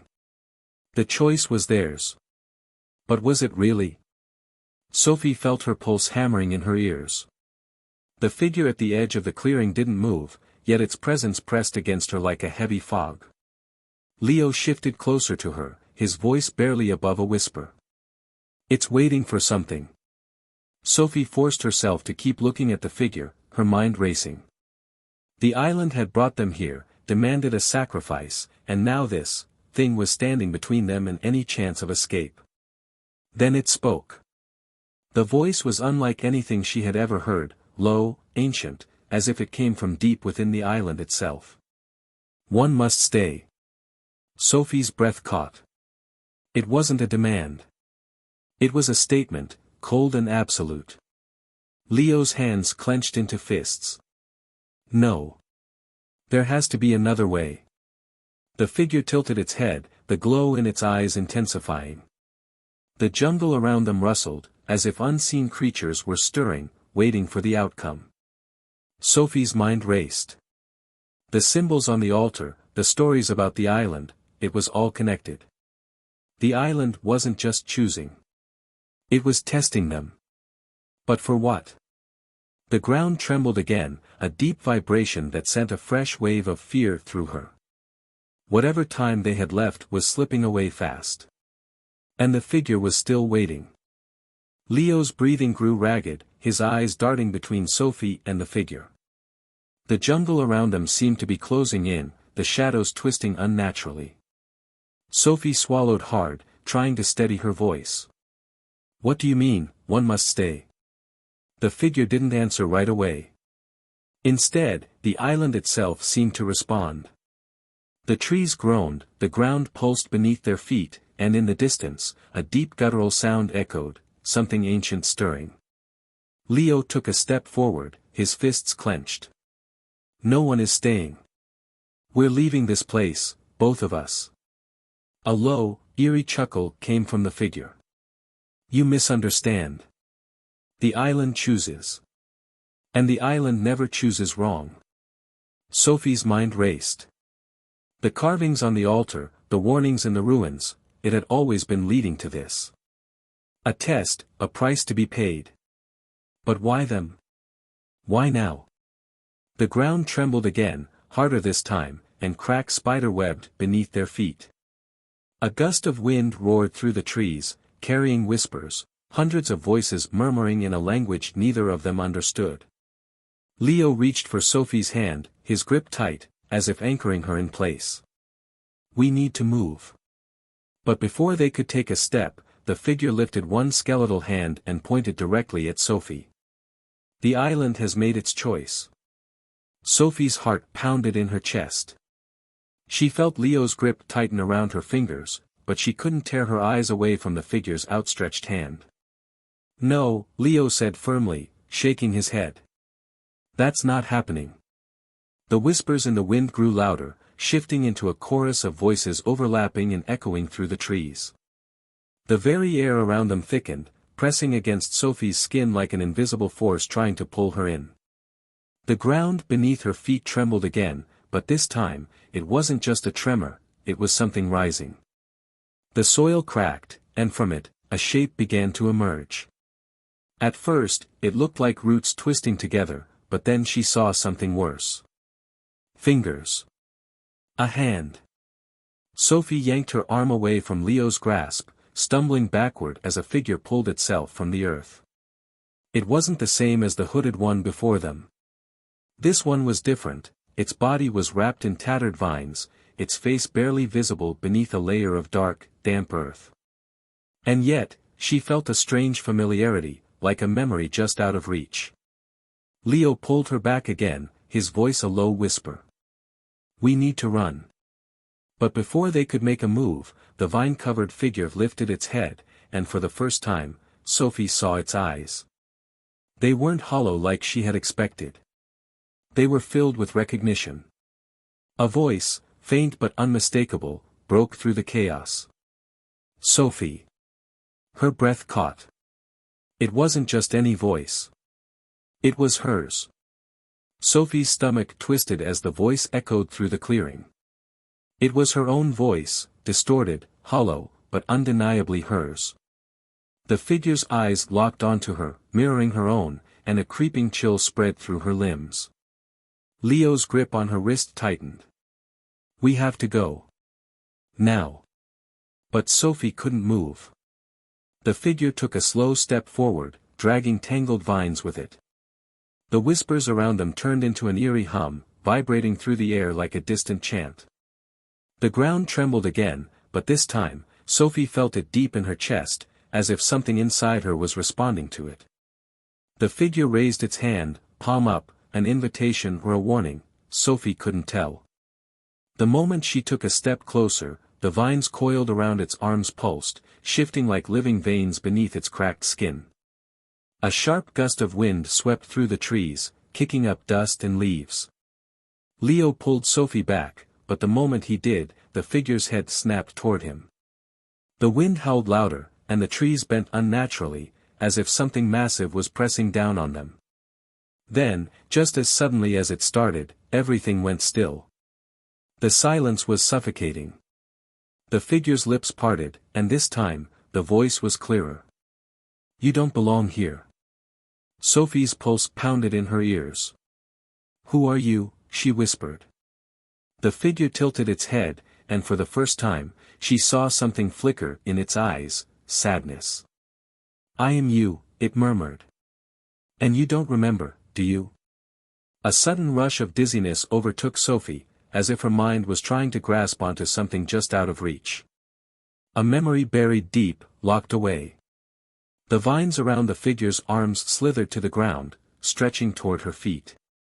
"Sophie," Leo's voice was desperate now. "We have to run." But deep down, Sophie knew, running wasn't going to save her. Sophie's breath came in short, shallow gasps as she locked eyes with the figure. The sadness in its gaze had deepened, but there was something else now, an urgency, a warning she didn't yet understand. The vines slithering toward her coiled tightly around her ankles, cool and smooth like polished stone. She flinched, but they didn't pull her down. Instead, they pulsed, a strange rhythm beating against her skin. The sensation was eerily familiar, as though they were trying to remind her of something. Leo yanked at her arm. "Sophie, please." His voice was sharp with fear, but beneath it, she heard something else, panic, helplessness. The figure's lips moved again, forming words she couldn't hear over the wind swirling around them. The air crackled, heavy with unspoken energy. Then, in an instant, she felt it, something shifting inside her. A memory flickered at the edges of her mind. A whisper, distant yet unmistakable. "You were never meant to forget." Sophie stumbled back, her head spinning. The island, the whispers, the voices in the wind, it all felt too much, too big, like a puzzle with missing pieces. The vines tightened slightly, not enough to hurt, but enough to hold her in place. The figure stepped closer, its face flickering like a reflection on water, changing subtly, distorting, then snapping back into place. Leo's grip slipped, and Sophie felt herself being drawn forward, the world tilting beneath her feet. And then, just before everything blurred into nothingness, she saw it, deep within the figure's shifting form, hidden in the depths of its hollow eyes. A glimpse of herself. Not the person she was now, but the person she had been before. Sophie's heart pounded as the vision of her past self flickered in the figure's hollow eyes. It was like staring into a broken mirror, fragmented, distorted, yet undeniably her. But why? What had she forgotten? The vines pulsed again, this time warmer, as if alive with her own memories. A jolt ran through her spine, and suddenly, her surroundings warped. The air thickened, the trees stretched taller, their twisted limbs reaching for the sky like skeletal fingers. The shadows deepened, shifting unnaturally, as if something was moving beneath them. Leo's grip on her arm tightened. "Sophie, let's go. Now." His voice was barely above a whisper, yet it carried a weight that sent a chill through her bones. But she couldn't move. Not yet. The figure's lips parted, but instead of sound, a rush of wind carried its words straight to her mind. "You were here before." Sophie's vision blurred as flashes of memories crashed over her, running through the dense jungle, laughter ringing in the air, a familiar voice calling her name. Then, something darker. A storm. A scream. An inescapable feeling of loss. Her chest tightened. "I don't understand," she whispered. "You will," the figure responded, its form flickering, becoming less human and more like a shifting shadow. But not yet. A sudden tremor shook the ground beneath them. The vines that had bound her loosened, retracting into the earth like serpents retreating into their burrows. The air crackled with unseen energy, and the trees groaned as if alive. Leo pulled her back, urgency burning in his eyes. "We need to leave. Now." The figure took a step forward, and the very ground beneath it seemed to dissolve into darkness. Sophie's pulse raced.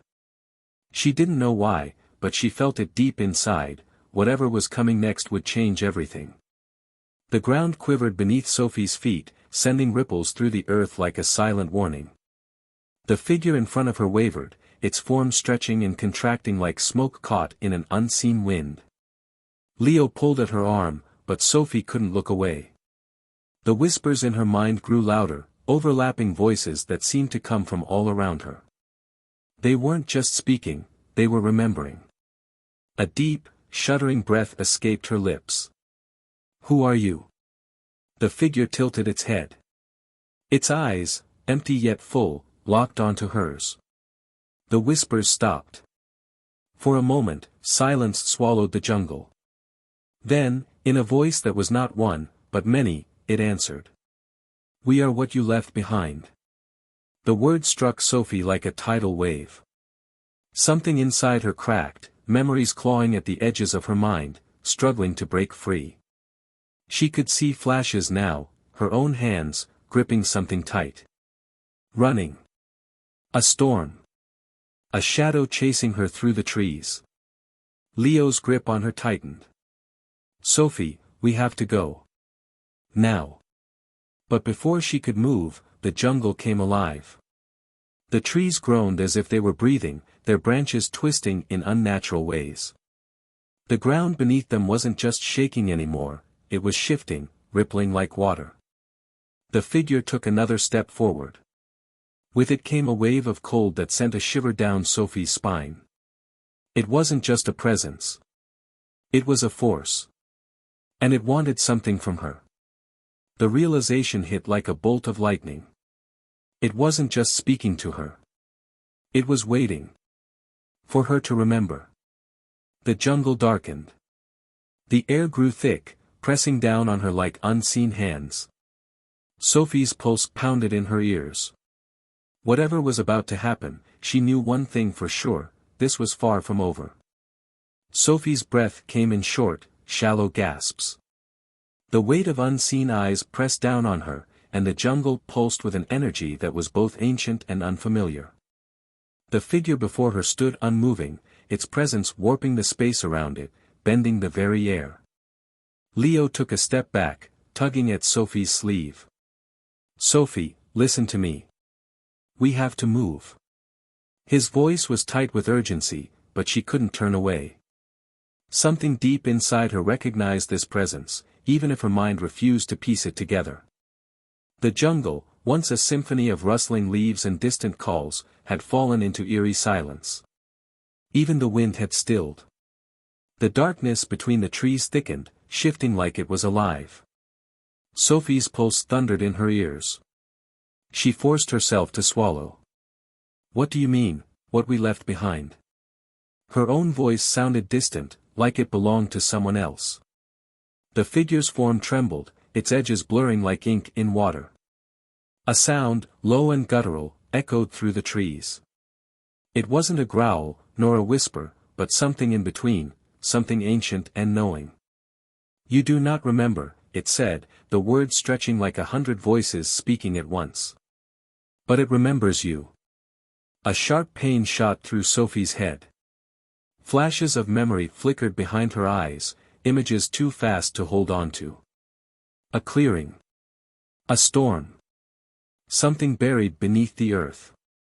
The ground quaked beneath them, the tremors violent now. The trees groaned, their branches twisting unnaturally. Something was coming. Something was waking. Leo tightened his grip. "Sophie. We're leaving. Now." But before she could move, the figure raised an arm, and the jungle exhaled a sound that didn't belong to the world they knew. Sophie's legs refused to move. A force stronger than fear rooted her to the ground, her breath shallow as the air around them grew heavier.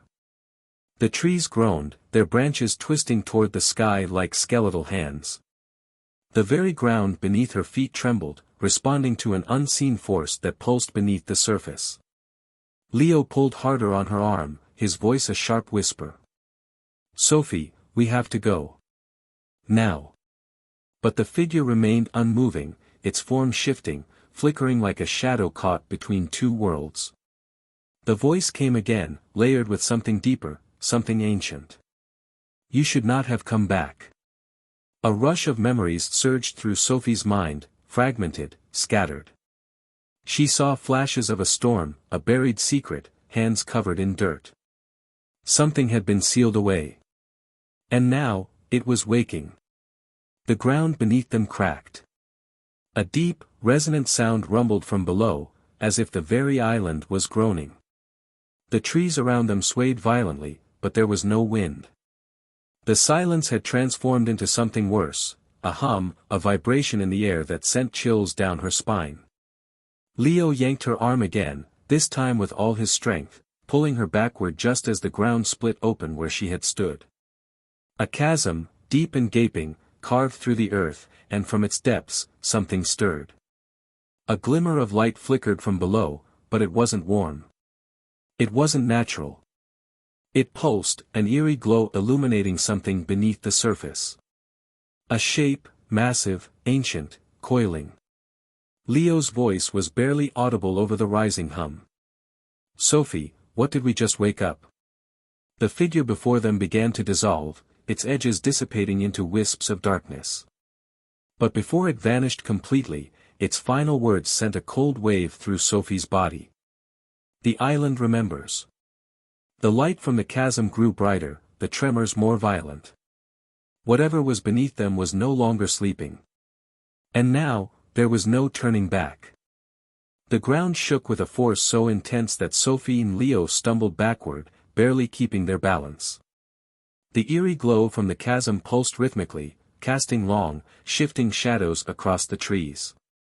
The hum in the air was no longer a mere vibration, it had become a deep, resonant sound, almost like a voice, but too ancient, too inhuman to comprehend.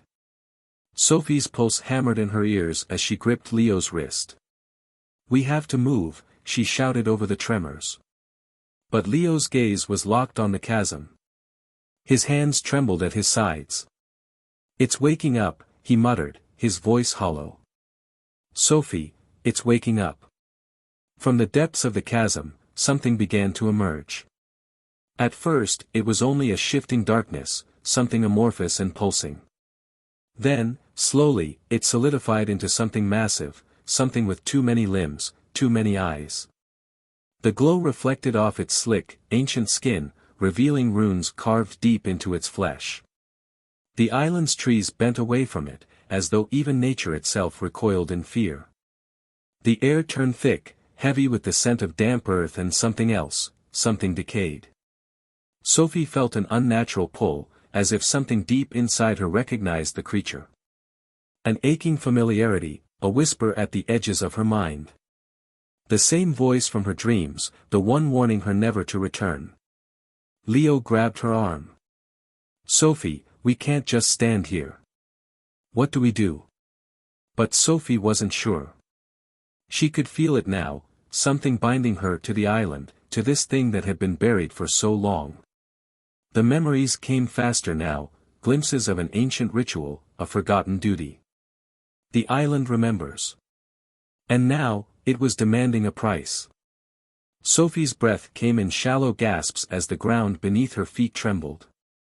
The monstrous form continued to rise, its eyes, dozens of them, blinking open one by one, each gleaming with an unnatural intelligence. The glow from the chasm pulsed faster, as though the island itself was alive, reacting to the creature's awakening. Leo pulled her back, his fingers digging into her wrist. We have to go.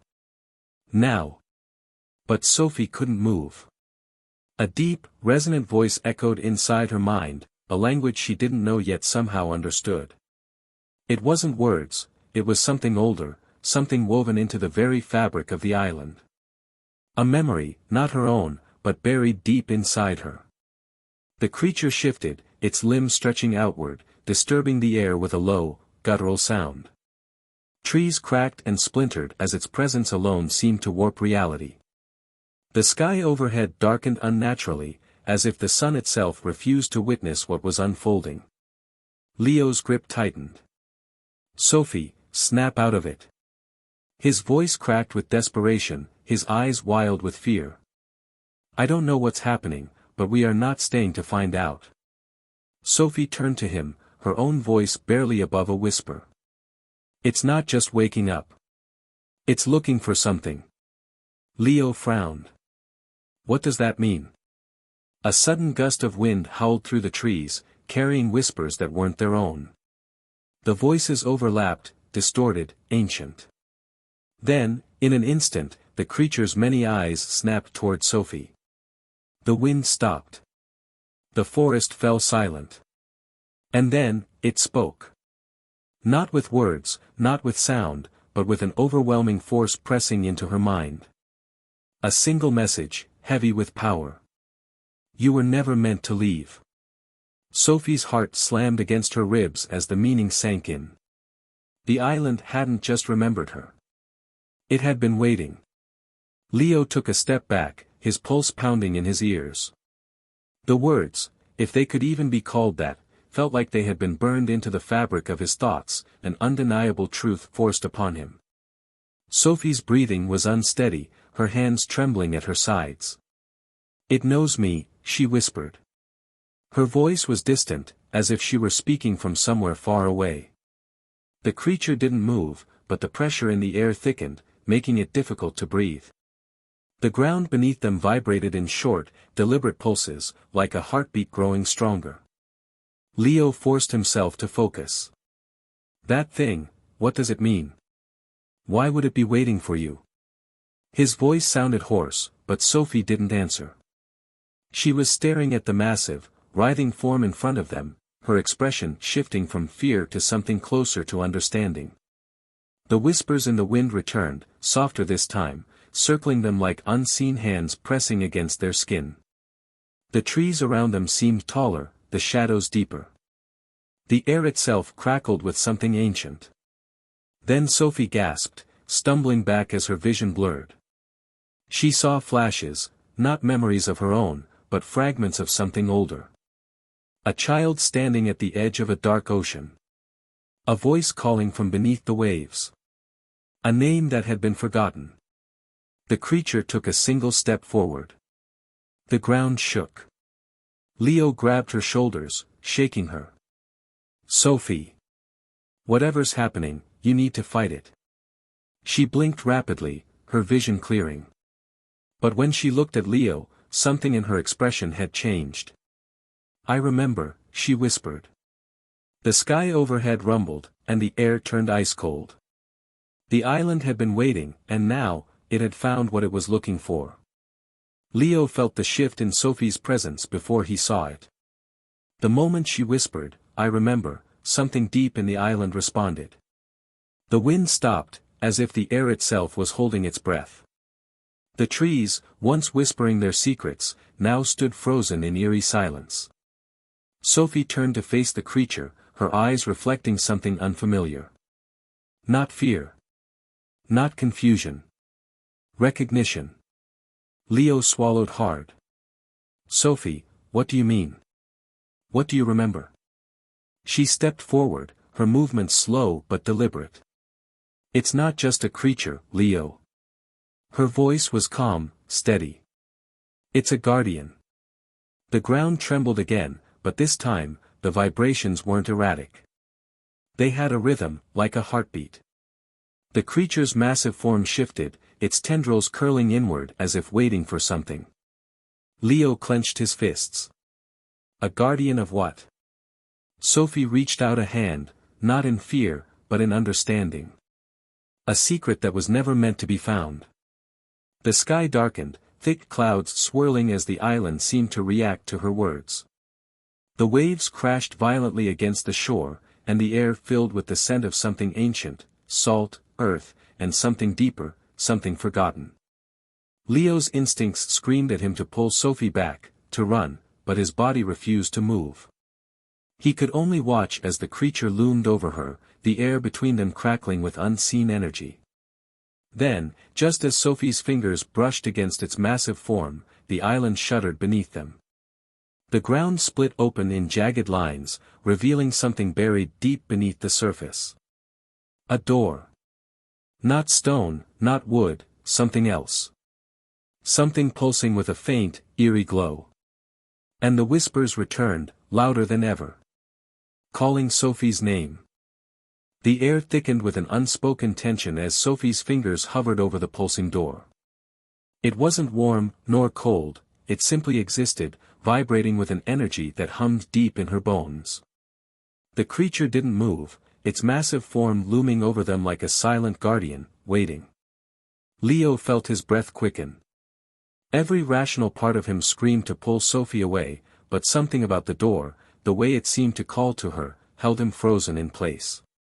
Sophie, his voice barely carried over the rush of wind, step back. We don't know what's inside. She didn't answer. Her gaze was locked on the glowing patterns that swirled across the door's surface, shifting like liquid light. With a deep inhale, she pressed her palm against it. A low, guttural sound rumbled from deep within the island, a noise that wasn't quite natural, as if the land itself was waking from a deep slumber. The trees trembled. The ground pulsed beneath their feet, sending a ripple through the air. Then, the whispers sharpened. No longer a distant murmur, they were voices, layered upon each other, overlapping, some pleading, others commanding. Return it. You were never meant to come back. Leo clenched his fists. Sophie, do you hear that? She did.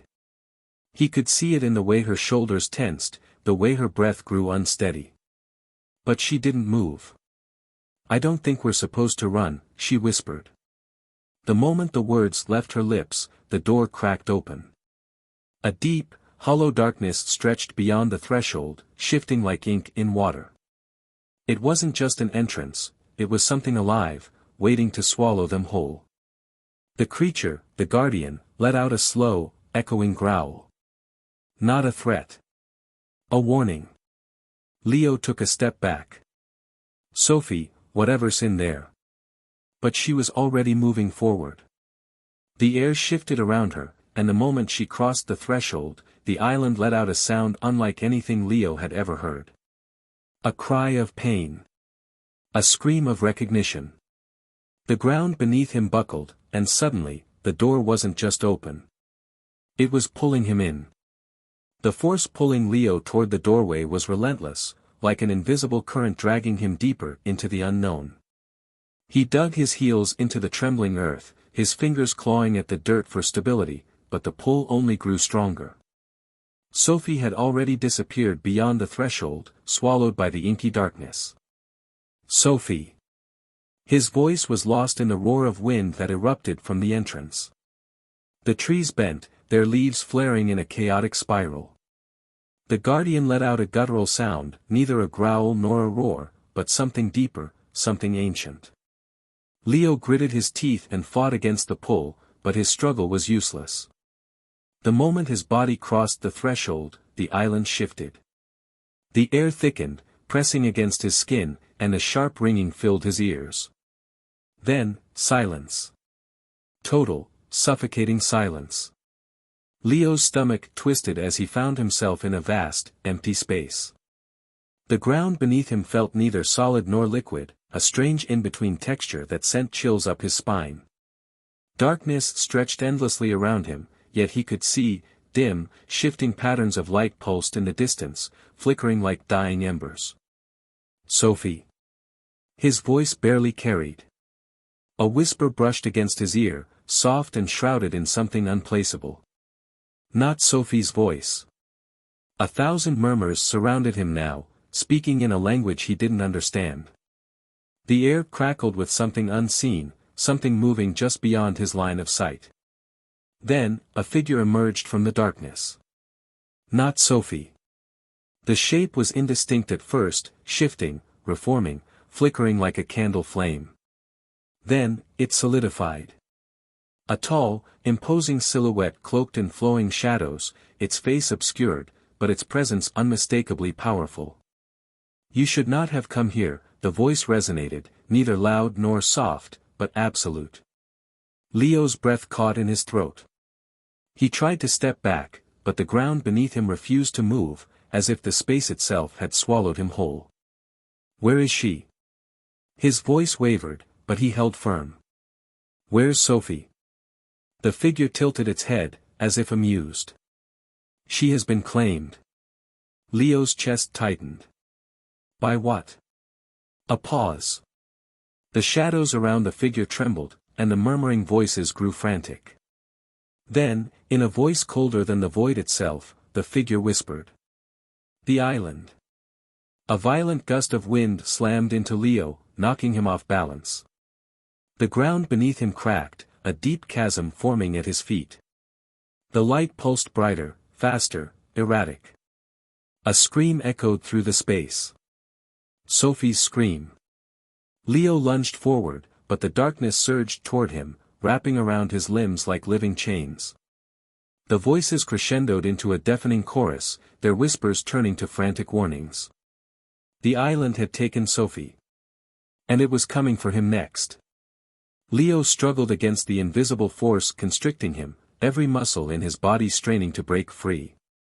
The darkness slithered over his arms and chest like living tendrils, tightening with each desperate breath.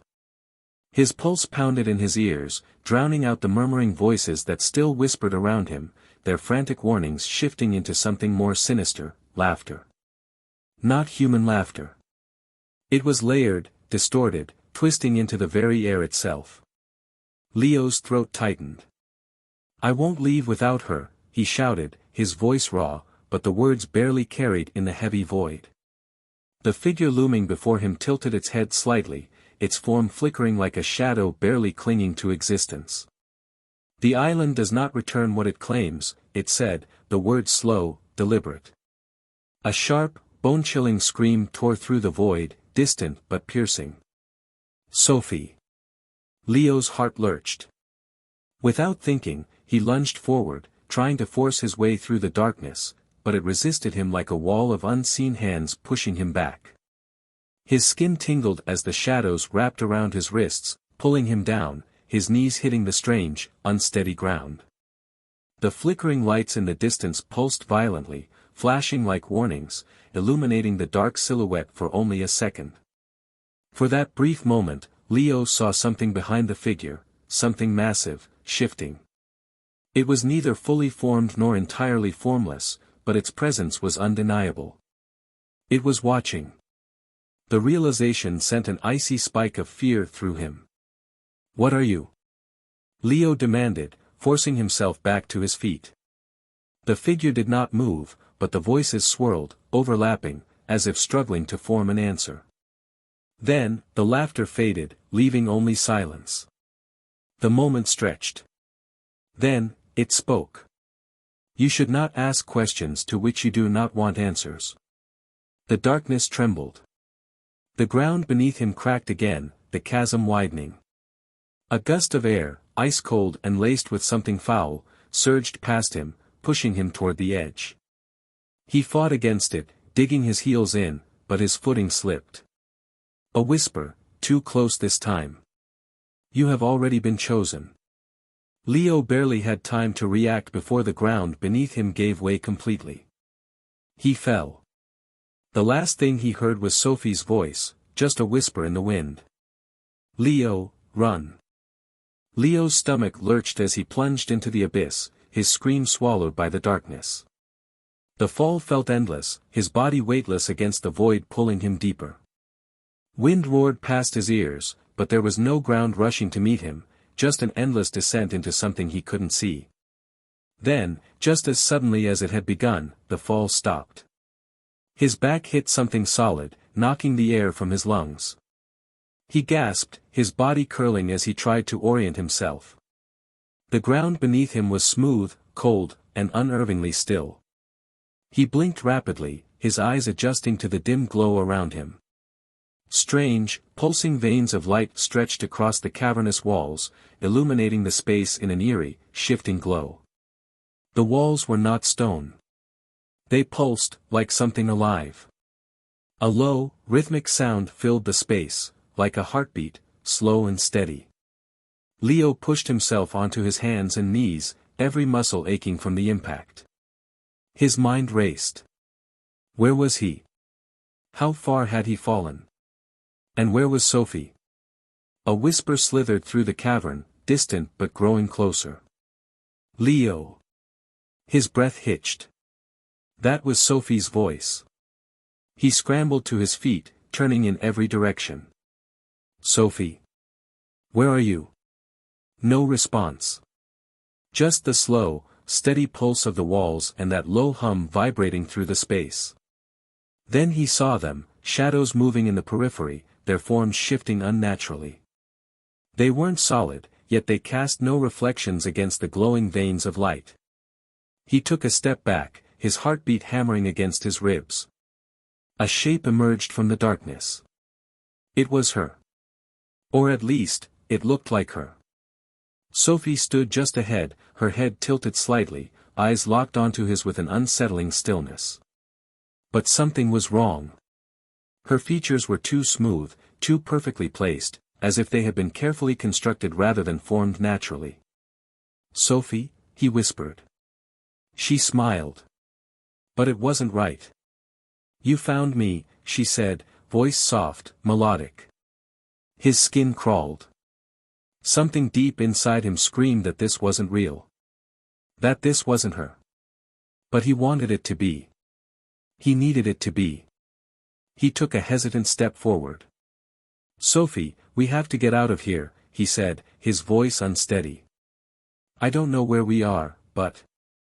Her hand shot out, gripping his wrist with an unnatural strength.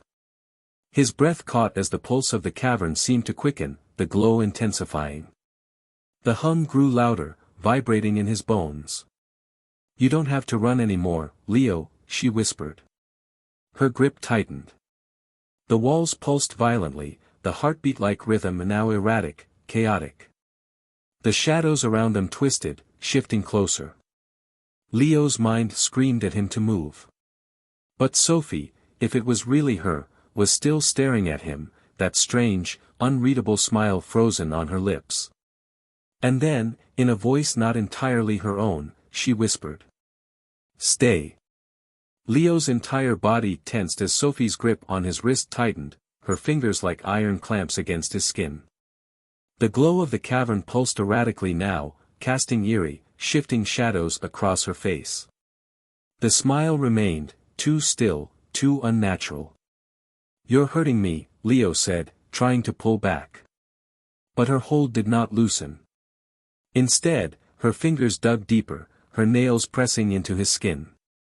The hum in the cavern became a sharp, grating noise, like a distant wail growing louder. The shadows on the walls moved, not just flickering, but shifting, alive. Leo's breath came in short gasps. This wasn't right. This wasn't Sophie. His mind flashed back to the real Sophie, how she had always smirked when she was about to tease him, how she rolled her eyes when he worried too much. This thing in front of him, staring with hollow, perfect eyes, was a distortion of her. A mask. He gritted his teeth and yanked his arm back with all his strength. For a split second, her grip slackened, and he stumbled away, his heart hammering. But as soon as he did, the entire cavern seemed to react. The walls shuddered, and a deep, guttural sound echoed through the space. The shadows stretched, lengthening, creeping toward him. Sophie, he panted, his eyes darting around. If you're in there, if you can hear me, fight it. The thing wearing Sophie's face tilted its head, the movement too smooth, too calculated. Why would I fight? Her voice had changed. It was layered, as if something else spoke beneath it, just beneath the surface. Leo took another step back. The veins of light along the walls darkened, their glow dimming, leaving the cavern swallowed in shifting darkness. Then, movement. Not just from Sophie, but from the walls themselves. Something was emerging. Leo's pulse pounded in his ears as the darkness twisted into form, a towering shape, indistinct yet impossibly present. It had no true face, no solid edges, just writhing tendrils of black mist that coiled and expanded, shifting like smoke but with unmistakable intent. The voice came from everywhere and nowhere at once. Stay. Leo turned and ran. Leo's feet pounded against the damp ground as he sprinted through the narrowing cavern, the shadows twisting and clawing at his heels. The walls trembled, the very air vibrating with an unearthly presence. Behind him, the voice rumbled again, deep, resonant, impossible to ignore. Stay. It wasn't a command. It was a lure. But Leo forced himself forward. His lungs burned, his legs ached, but he didn't dare slow down.